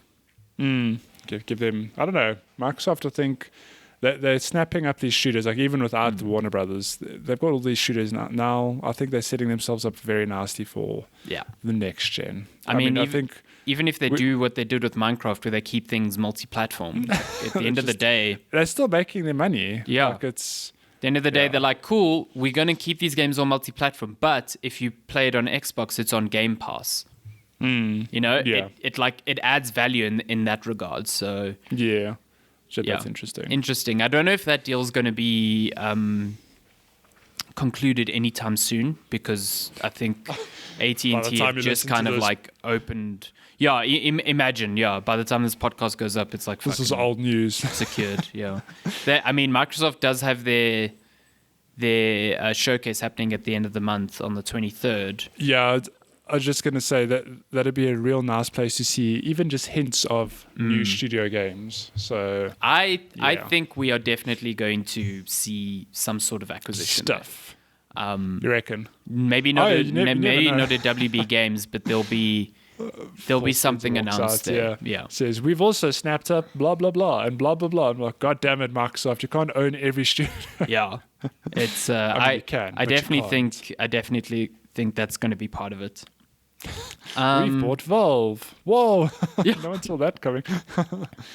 What else? I'm trying. Valorant has $100 skin. Oh yes, the Flaccid Dragon skins. Very good. Yeah, look, very nice skin, but good lord, look. I think $100 is very, very expensive. Yeah. I mean, no one's denying that. But as John Michael pointed out to me, at least it's not in a loot box, which could make getting the skin a lot more expensive. And you're paying that $100 and you're getting exactly what you pay for. Yeah.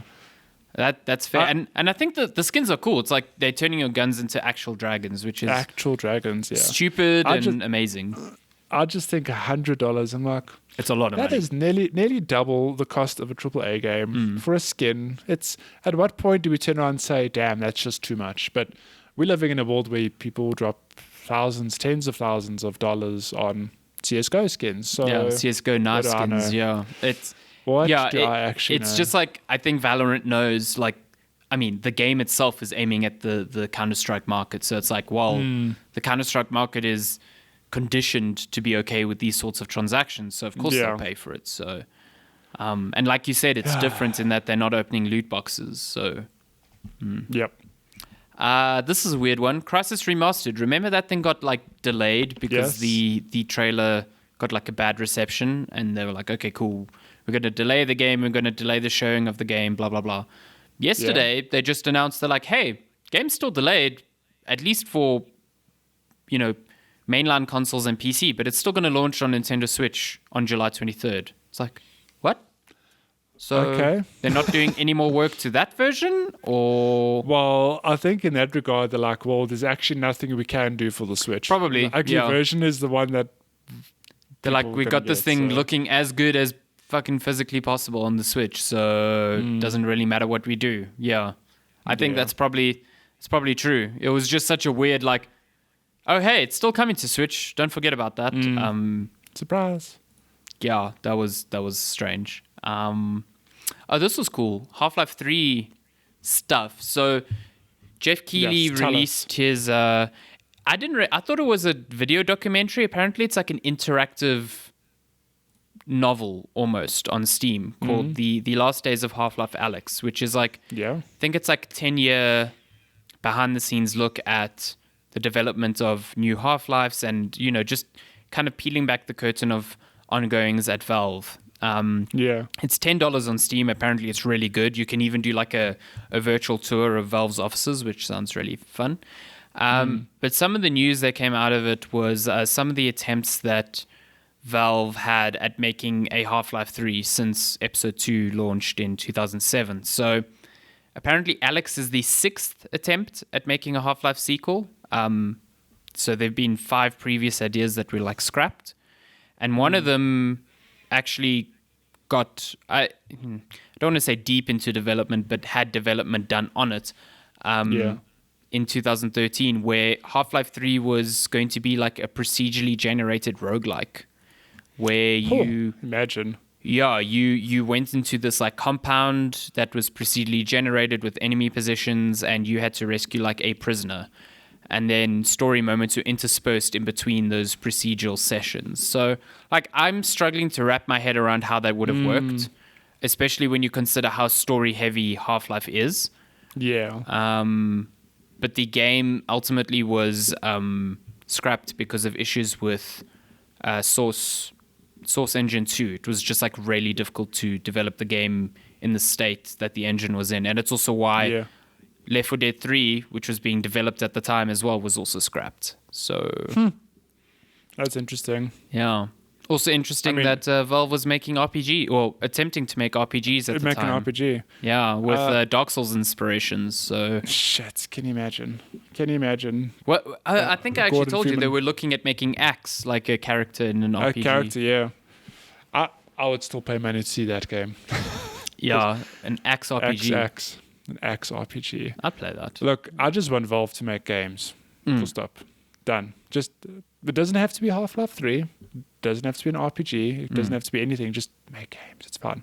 I think, I mean, I've said before, I think Half-Life Alyx is phenomenal and definitely one of my favorite games of the year.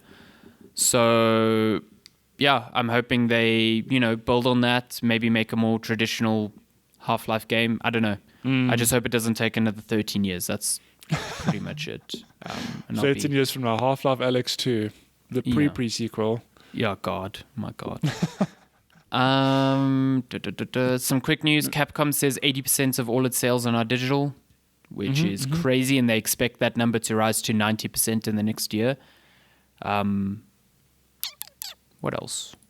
I don't know if there's... No, I mean, there was some leaked Assassin's Creed Valhalla gameplay. I didn't watch it for reasons. It was very rough gameplay. Yeah, so, people saying it looks super rough. Yeah, it looks super rough.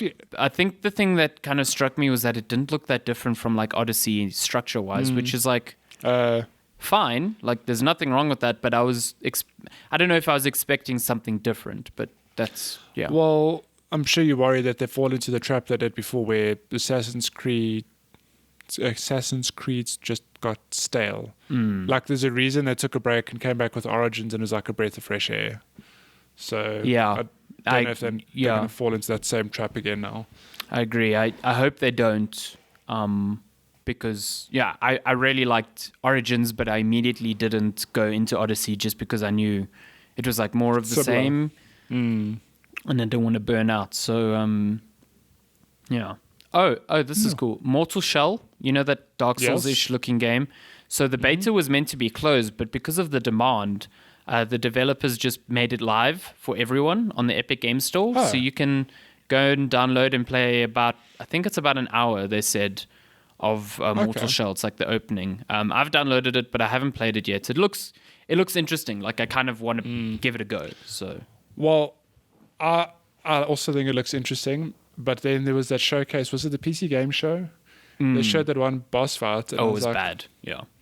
This is not the best showcase fight. Yeah. Like, I understand what they're going for with the fact that there's some mechanic where you harden your shell and the enemy hardens his shell, but I'm like, it does not demo well. It might be fun to play, but it's not demoing well at all. I'm more interested to find out how the parry works, because it seems like you can only parry when you've built up like these notches in like a bar, so you can't parry at any given time. Okay.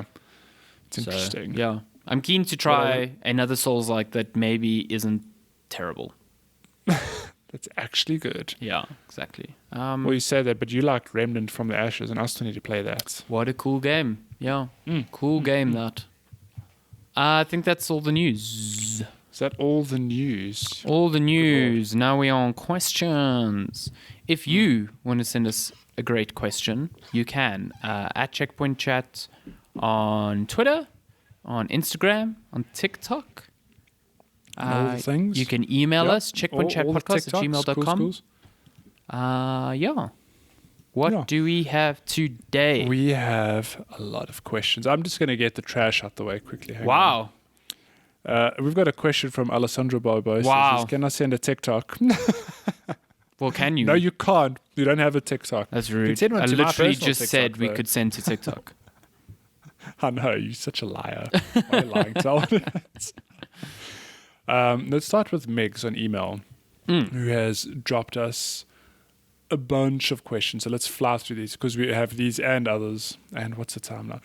Going on 2 hours again. Why do we do this? Okay. Question 1 from Megs, whose his emails are titled "Let Sleeping Cellos Stand By." Why are people so eager to believe in rumors/leaks of next generation hardware software before the release date? Wouldn't those rumors, leaks be false and ultimately a waste of time? Just how many of these people have nothing else to do but seek out such information before a release date? I mean, I agree. Yeah. I think it's just general excitement of the thing. But I think there's a difference between, like, my worst is, here's what the new iPhone looks like, and you see articles like that like 3 years before okay, not 3 years, but like months before there's any semblance of an like, there's iPhone no film. way they've locked down that design. Like, type Yeah, of but thing. not only that, like, there's an iPhone every year. Like, you're not going to wait long. But then you get other rumors and leaks was like, here's what the PS5 looks like. And I think that's what you say. People get excited because it's like, oh, like, what an interesting design. I wonder if it is that. We have no idea what it'll look like. But I mean, yeah, I get you. It's a weird thing to get excited about something that hasn't been confirmed yet. I think the thing that bugs me the most is just like how easy it is for people to believe like concept renders of new consoles are real. Like there are people like in fucking like 2018, 2019 going, oh, this is what the PS5 going to look like. It's like, no, it's not. It's not possible that they know that like 2 years in advance. Like, they don't lock that down. And it's like, no, I saw it on Facebook. It's like, fuck. Someone on WhatsApp forwarded it to me. It's Yeah, worse. good lord. It's that's the thing that irks me the most, because I actually like I like this part of like leading up to a next gen release is the most fun for me, because there's still stuff that we don't know, but every little bit of information that comes out could be credible. Could be. You know, like when if we hadn't seen either of the consoles now, but a leak came out of a PS5, like, it is close enough to launch where it's like that 100% could be it. Or if a release date leaks, it's like you think about it, you're like, that is probable, you know, considering what Sony has said in the past. It's leaks when there is absolutely no information to kind of like judge it against that are just like a waste of time to me. Yeah. But I love this sort of like speculation and hype around the new consoles is great, because any little bit could be true. Well. Yeah. It could be true. It could also be fake. Don't know. PS5 That's why is you actually PS6. Come to us. We'll verify facts for you. PlayStation was like, oh, you're going to skip Windows 9? Well, we'll skip PS5. Fuck it's you. PS7. Checkmate, Microsoft. Checkmate. Yeah. Question 2. With both of the big players out of the Tenacious 3 going to release medialess consoles, will this catch a lot of people out due to the lower price and they get a nasty surprise of the higher cost of new gaming titles, especially when the $70 is highly possible to become the new norm? Or would one or both of Tenacious 3 implement region pricing that is the norm in Steam? don't think region pricing will be Nope. a thing.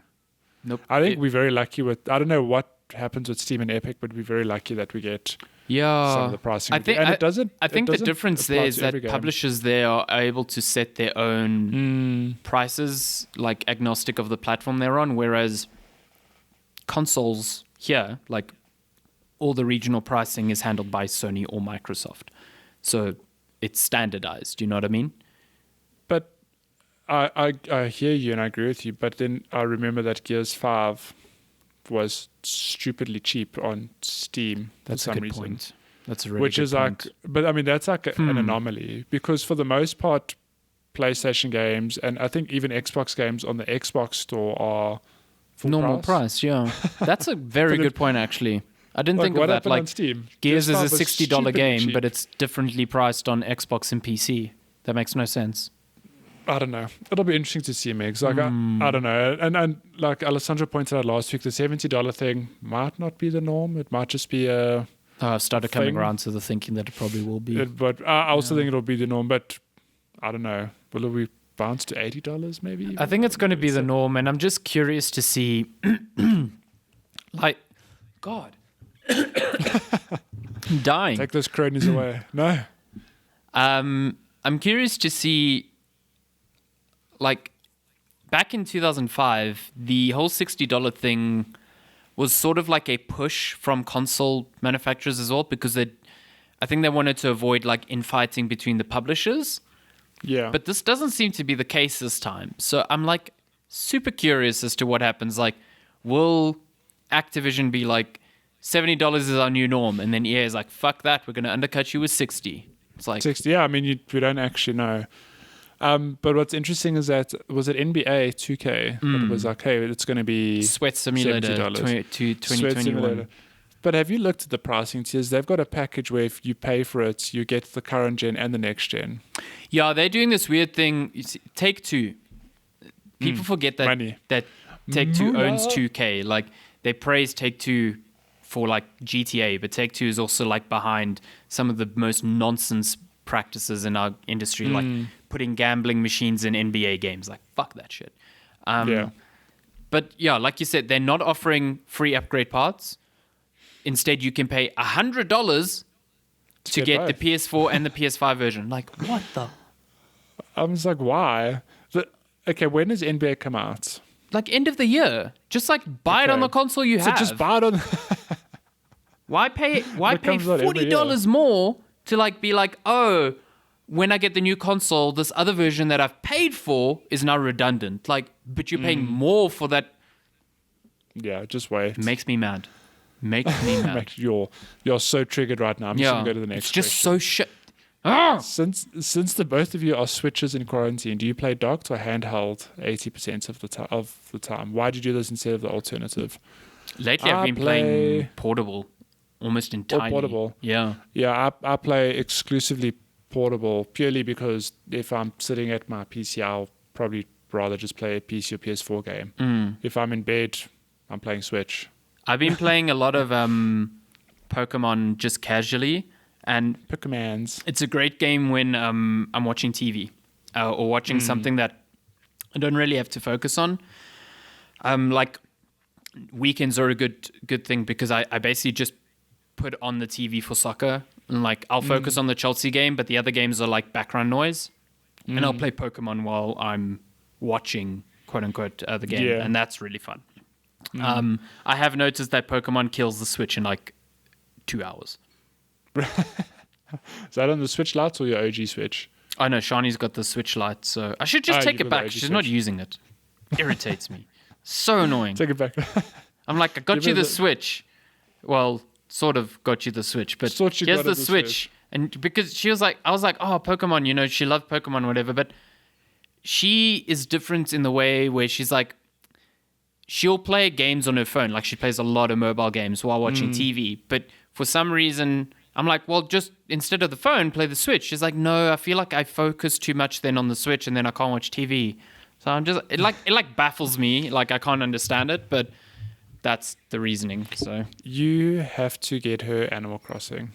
I don't know if she would like Animal Crossing. It's like so slow. Listen, It's slow. It's a slow burn, but when it gets you, it gets you. Because I tried to get her started on Stardew, and she kind of got it, and then she fell off.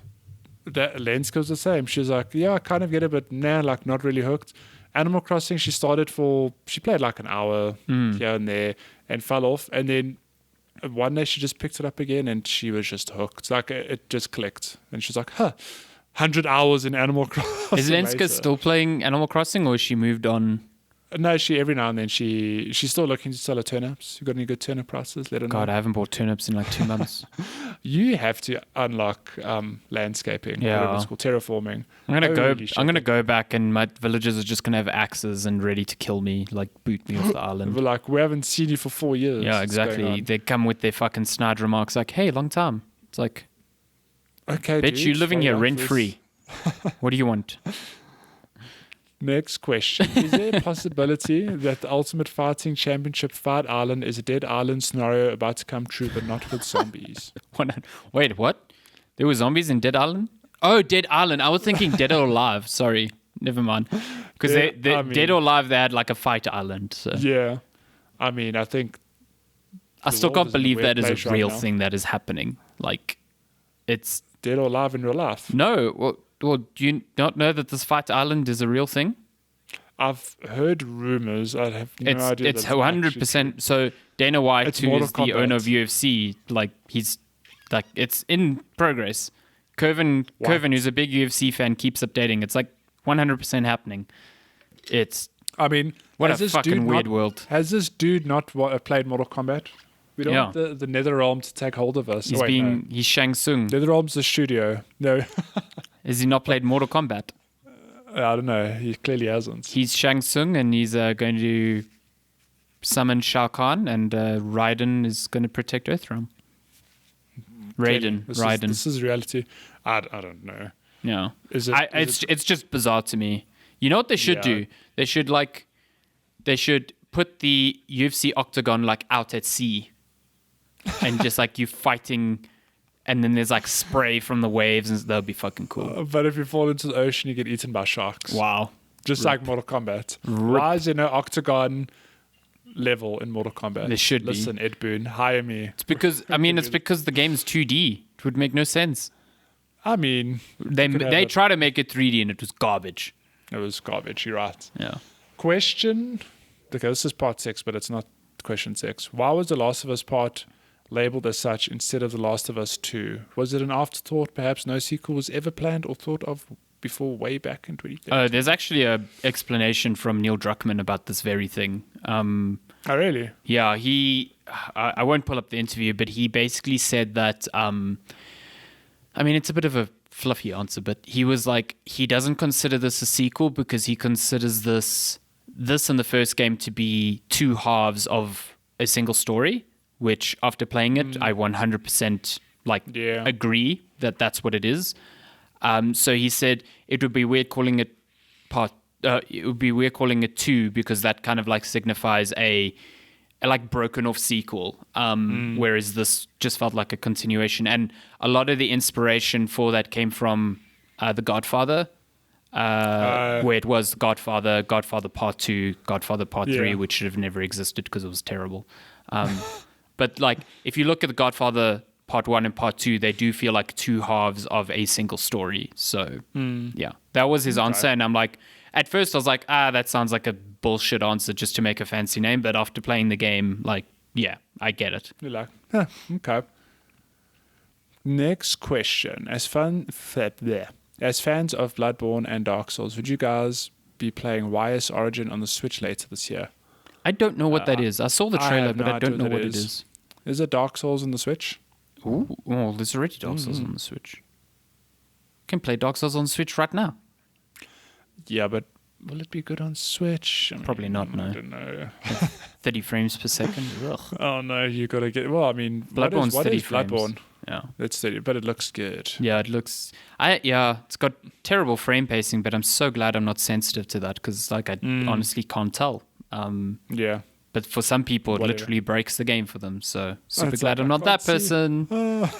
Yeah, exactly. I saw the trailer for Wise. What's it? Wise Origin? Wise. I don't know how you pronounce it. It's just YS. Like It's Ace in Afrikaans. Ace. Met Ace. Met Ace. I don't know.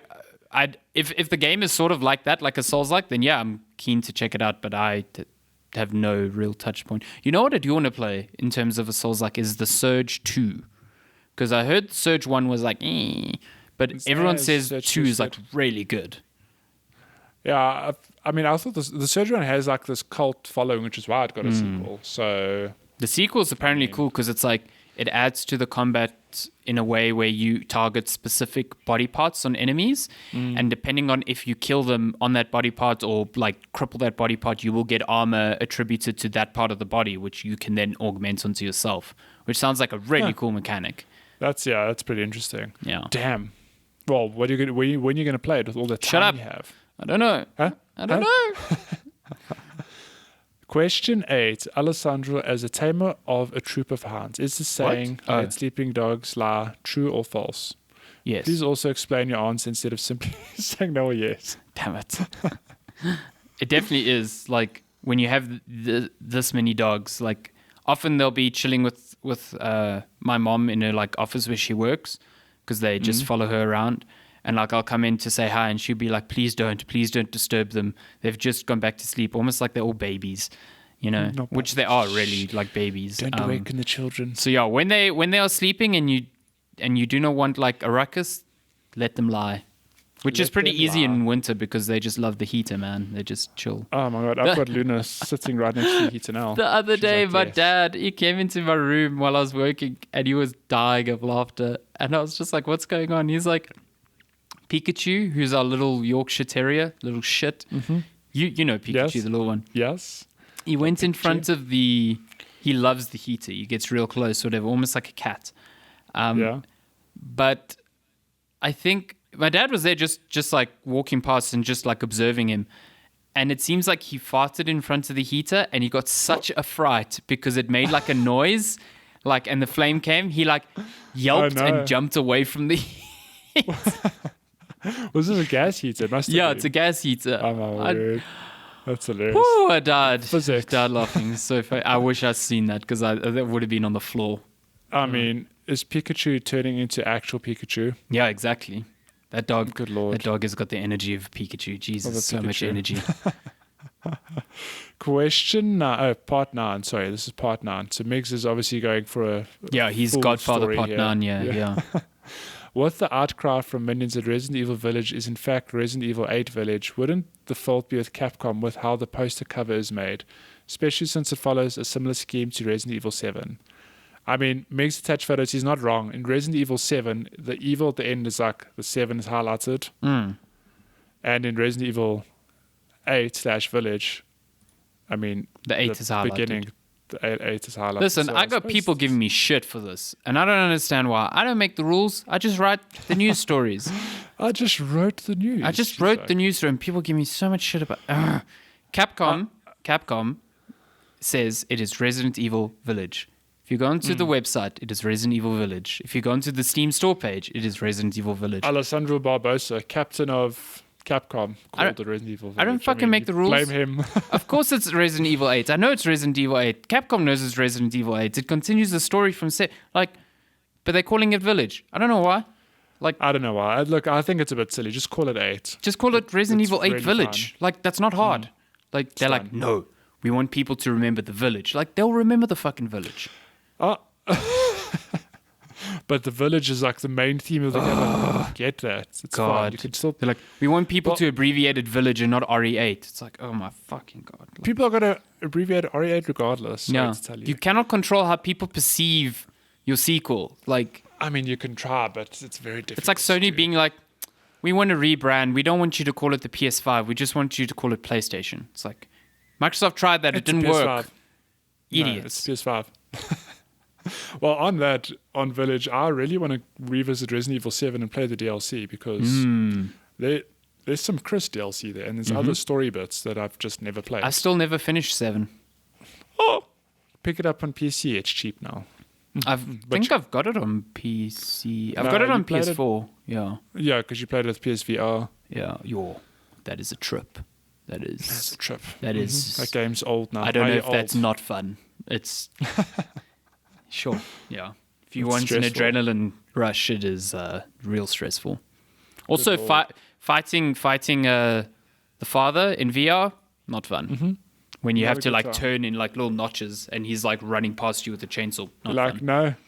Well, I watched a streamer playing yesterday, which is why I got onto the I actually haven't played the DLC because they were doing the Chris story, and they were doing a boss fight. So I was like, yeah, the boss fights are weird because it's like the boss will rush you. You have to turn, run in a direction, Yeah, face them. I don't know. It's weird. they're not But fantastic. Resident Evil 7 is a good game regardless. I really, really enjoyed it. The one part of the VR that actually is so nice is it combines analog stick aiming and your head. So if you're using the analog stick, you can aim in the general direction and then make fine adjustments by just tilting your head, which feels quite cool. so good. Like when you're Yeah. like, man, I just need to get this headshot and the analog stick is just not working for you. Fuck, You just look, it's so much damn. better. Yeah, real good. That's cool. Last question. Will Alessandro, the everlasting Crash Bandicoot fan, be playing Crash Bandicoot on the Run when Hell it's yes. developed by King instead of Naughty Dog? Hell yes. Does Crash Naughty Dog Bandicoot. dislike mobile and portable gaming-enabled devices? Perhaps pass this question along to the Bandicoot's mouth, Naughty Dog Nika. Great nickname.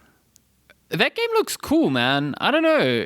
It's like you can equip weapons, and it looks like it retains a lot of the Crash Bandicoot elements, albeit within a runner. It's got like boss battles and it looks fucking cool. I'm down for that. Like, curious to play it.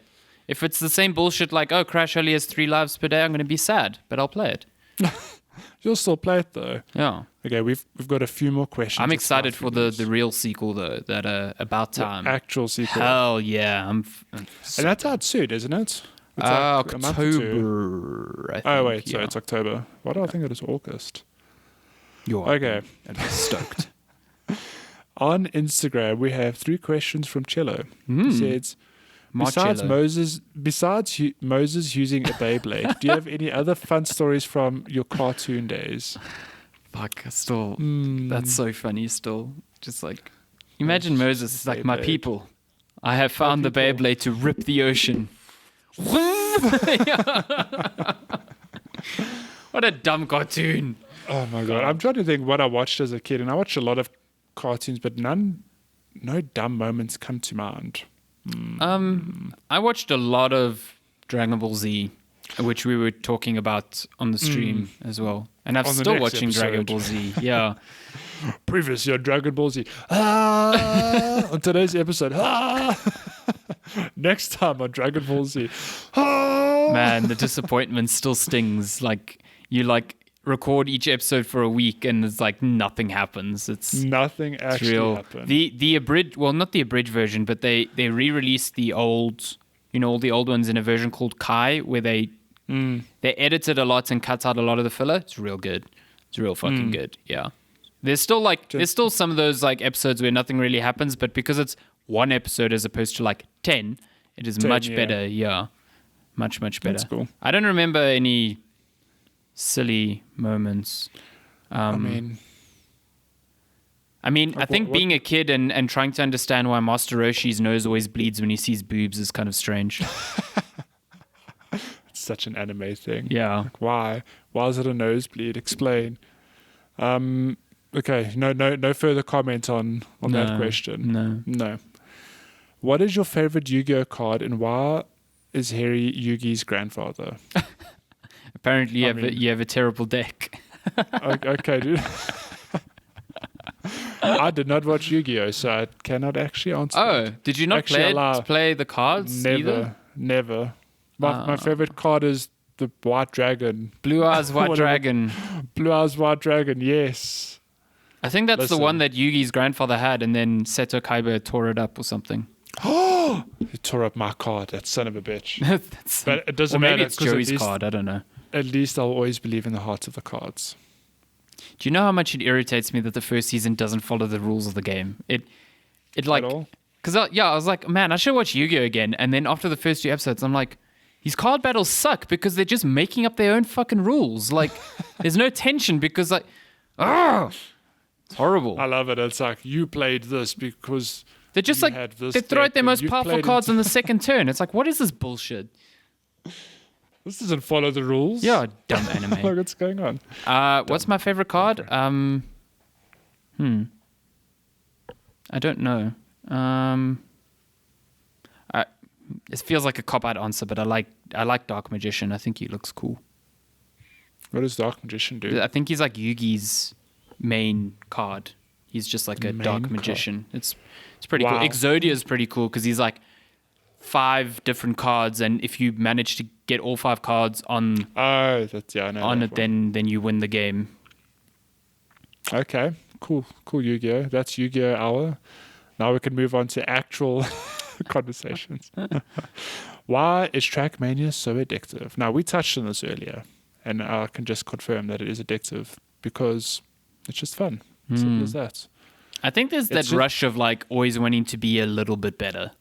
It's it's a really good. It's. I think a lot of my enjoyment comes from the fact that I get a really good lap. I'm like, I'll never beat that. But you know that there's room for improvements.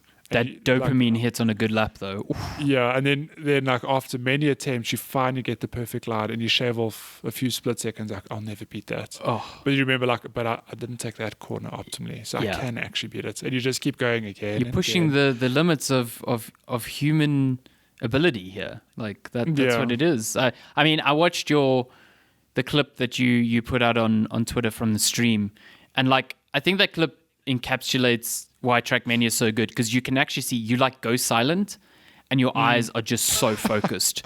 You're like, because and I you was know amazed I had some of those immediately, lines. like when you take that when you took that first like loopty corner, Yes. that line was so perfect. You were like on the edge, like you didn't go Yeah. too high, and you were like fucking on the edge. As soon as I saw you take that line, I was like, oh shit, this is gonna be a good lap. But even when I come off it, I gasp. I'm like, because I'm like, oh my god, I did it. Yeah, I'm onto you like something. came off and you took that ramp. You're like, this is a good line, and I was like, yes, Gotta this do it. is a good line. Like, no wonder you got second on that track. Like that line was Good spectacular. Lord. So And then I nearly fluffed it at the end. My Yo.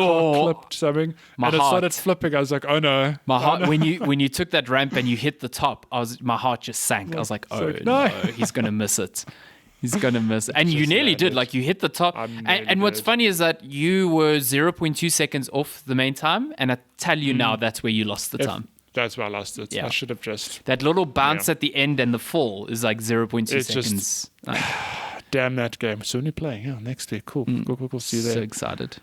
Okay, we have. I think that's the last. Cello got Okay, so wait. triggered when we were playing because I used to do that. I used to beat his lap time right at the end of every round. Yeah, you have a habit of doing it right at the end. Yeah, just- inexplicably, always like as the time's about to run out. Just he's a like, good "Cool, I'm final winning." lap. Oh shit! Yeah. I just lost. Okay, we have 2 questions left, and they're pretty quick. So John Michael on Twitter says, "Hey, do you guys remember Dungeon Dice Monsters?" What? We don't talk about that. What is that? Is that another show? Is that another obscure show? Dungeon I think that's Dice? Dungeon Monsters? Dice Monsters. I've never heard of that in my life. I'm assuming it's in the same level as Beyblade. It's Dungeon Dice. Well, Monsters. maybe it's like Bakugan, which is getting a new Switch game, Oh, wait. which is ridiculous. Oh, is it a card from Yu-Gi-Oh? Oh, What? Okay. what does it do? Dungeon Dice Monsters. In Dungeon Dice Monsters, there's a tiled board of 13 by 19 tiles on which play is conducted. At either end of the board sits a monster lord from each side on the row closest player representing either player. Each monster lord has 3 life points. The first player to lose all their life points loses. In Yu-Gi-Oh! Anime, these were referred to as heart points. What? So this is like an expansion or like a spin-off or something. That's No, weird. we need a 30-minute explanation from John Michael Michael. about what Holy this shit! is. Yeah, we'll feature him on the next episode. Yeah, the Yu-Gi-Oh special. I thought this was like some other anime because it sounds like. Yeah. Did you watch Dungeon Dice Masters? No, I didn't. Weird. Okay, well, this brings us to our last question. Let me just pull it up on Facebook over here. From where did it go? From Jeff Tim. He says, "Oh wait, I've got 2 more." Okay, so Nick Anthony Bertie says, "Tell me more about Ghost of Tsushima." We've done it. Just get in your time machine, go back. You've and also listen you've to- also missed an email. I've just realized because I read one from What? Malesh, And I think that's why it didn't pop up on yours, because I opened it. Oh, yeah, we can read it quickly. Oh, they're duplicates. Hang on. What games have you intentionally purchased more than once, and what game have you bought the most times? I have a few duplicates. Most indies I've tried on Xbox and wanted it on Switch instead. Most for me is Lumens, PSP, Lumines, 360, you and fucking Switch. heathen. Good lord, Lumines. I'm gonna slap you from Lumines. across here. I definitely know the one I've purchased the most is Downwell. Oh, yeah. Because I think I've purchased that on mobile, on PC, on Switch, and I Good think lord. on one console. Because it's always been so like stupidly cheap. I think on Switch it was like 20 rand. I was like, yeah, okay. Just I gonna love buy this it, game. yeah. I still haven't finished that game. It's so hard. But it's, Oh my God. Downwell is fucking good. It's so good. It's a good game. I think my easy answer is Final Fantasy VII. I've bought that and played. I mean, had it on PlayStation. Played it again on Steam. Probably on a Vita. On PSP as well. And I've been very tempted to buy it on Switch. I don't know why. Do I need to play it again? No. Do I want to? Yes. 100%. I think adding to that, I think Persona 4 is a new one, because like I had it on. Persona 4 is weird because it was only on Vita until like fairly recently, but I sold my Vita and then I bought a PlayStation TV just to play Persona 4 again. And now Yeah. it came out on PC and I bought it on PC. So Bam. will I play it on PC? Don't know. Don't know. Only time will tell. Yeah. Okay, last question from Jeffrey Tim. He says, who's the coolest member As of in Checkpoint Jeff? Chat and why is it Matthew Philip Figueroa? Wow. feel like I got I don't fucking know. rustled here. I don't ask the questions, so I don't know. Well, I don't know. You need to answer this question now. Why is it you? I you am dick. the coolest because I have big hair. You do have a lot more hair than me now because I went for a haircut. You did have big hair too. What happened? Why did you cut it? Can I tell you how cold my head was afterwards? Holy shit. Oh, yeah, you see, this is why I keep these glorious locks, to keep all the heat in. You know? I can't believe Jeff actually sent a question. He gave us so much shit about it even having a podcast for like so long. It only took 107 dude. episodes. Yeah, maybe, hey, Jeff, if you're listening to this, blink twice. Send me a WhatsApp and be like, hey, I listened to the episode. Send you a Like, WhatsApp cool, with like today's newspapers so we know. It's like a proof of life thing. Can I tell you quick side story before we end. I know we've gone long over, but when we were allowed to lift the embargo, say like, hey, I'm playing this game, I posted it to the Facebook South Africa PlayStation group on Facebook. This was funny, yeah. Guys, I'm very pleased to announce that I'm reviewing this for Checkpoint Chat. Can't wait to share my thoughts with you. I cannot tell you, 90% of those comments were people going, Sony posted this exact same picture, like you're lying to us. I'm like, what would I benefit from sharing God. a picture from because They would for take a context- picture of the dashboard. It's yeah, like, so the what? picture every reviewer is allowed to share was literally the main menu screen. Like, hey, Yeah. or on the dashboard. Like, hey, I'm playing this game. You'll get a review in like 2 weeks. So I thought, cool. Like, people are excited for this game. I want to just drive some excitement, just talk about it. Those comments, most of them are whatever, man. It was so salty. Sony It was posted so this funny. picture. Greg Miller posted the same picture. I'm like, okay. And I then know what was the shouldn't- one? He was like, there's no way South Africans are getting this early. Or like, I didn't know that we even got review codes early for websites yet. It's like, oh my God. I'm like, okay, yes. And I know it shouldn't bother me, but I went and I found 4 or 5 tweets from local reviewers who shared the exact same screenshots. I was like, here you go. Also, here's a screenshot of my dashboard. Okay? Here's my name. I'm not Yeah. lying. I was like, it's such a... And like Lenska rightfully said, like maybe people are jealous or they just think, Yeah, they like just wanna there stir were the some pot, people who whatever. were like, oh, that's cool, want to know more, whatever. But then there were some people that just seemed so salty. They were just like, it did come off as like jealousy. It was like so bizarre. But I was like, if I saw that post, I'm like, oh, cool. This dude's playing the game. How exciting. Like, Yeah. Or like, Like- oh, this dude's playing the game. I don't give a shit. I'm not Yeah. going to like go in and be like, no. But people are like, you're fuck you. lying. Yeah. You took that screenshot from Sony. I'm like, okay. As soon as I saw Sony posted this, so you could have just copy pasted. I was like, I was like, Okay.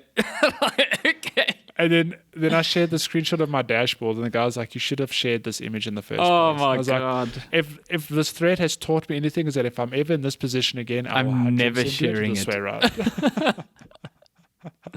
It was very funny. Okay. That's the last. my God. That's the last thing that I thought would have happened. Like the last reaction. So Yeah. fascinating. See, you flexed, and that's what happens. I didn't want to piss people off. I really didn't want to. I've realized now that on Discord my video is mirrored. Weird. No, it's not. It says IV cam, but it's spelled backwards. No, on my screen it's not. For you, maybe it is. What? Your room looks exactly the same. So on your screen, the watermark is the correct way. Yes. Why is my it's- preview mirrored then? That's so funny. Discord. Why you like this? Because I'm like it's reading it backwards. Okay, whatever. That's Weird. so funny. It works perfectly though. Interesting. Okay. Yo, I think this is now one of our longest episodes. Yeah. Why? Why do we keep getting longer? That's what she said. Okay, on that note, goodbye. Thank you so much for listening to episode 107, Checkpoint Chat. Thank you for the questions. Yes. As if you this far into the episode, you pretty much know that this episode's coming out late, but we'll communicate it on social media anyway. Yes. And yeah, we'll be back, I guess, sooner than normal Normal, yeah. for episode 108 next week. Thank you so much. Goodbye. Goodbye. That's what she said. Goodbye. Wow, that's what she said.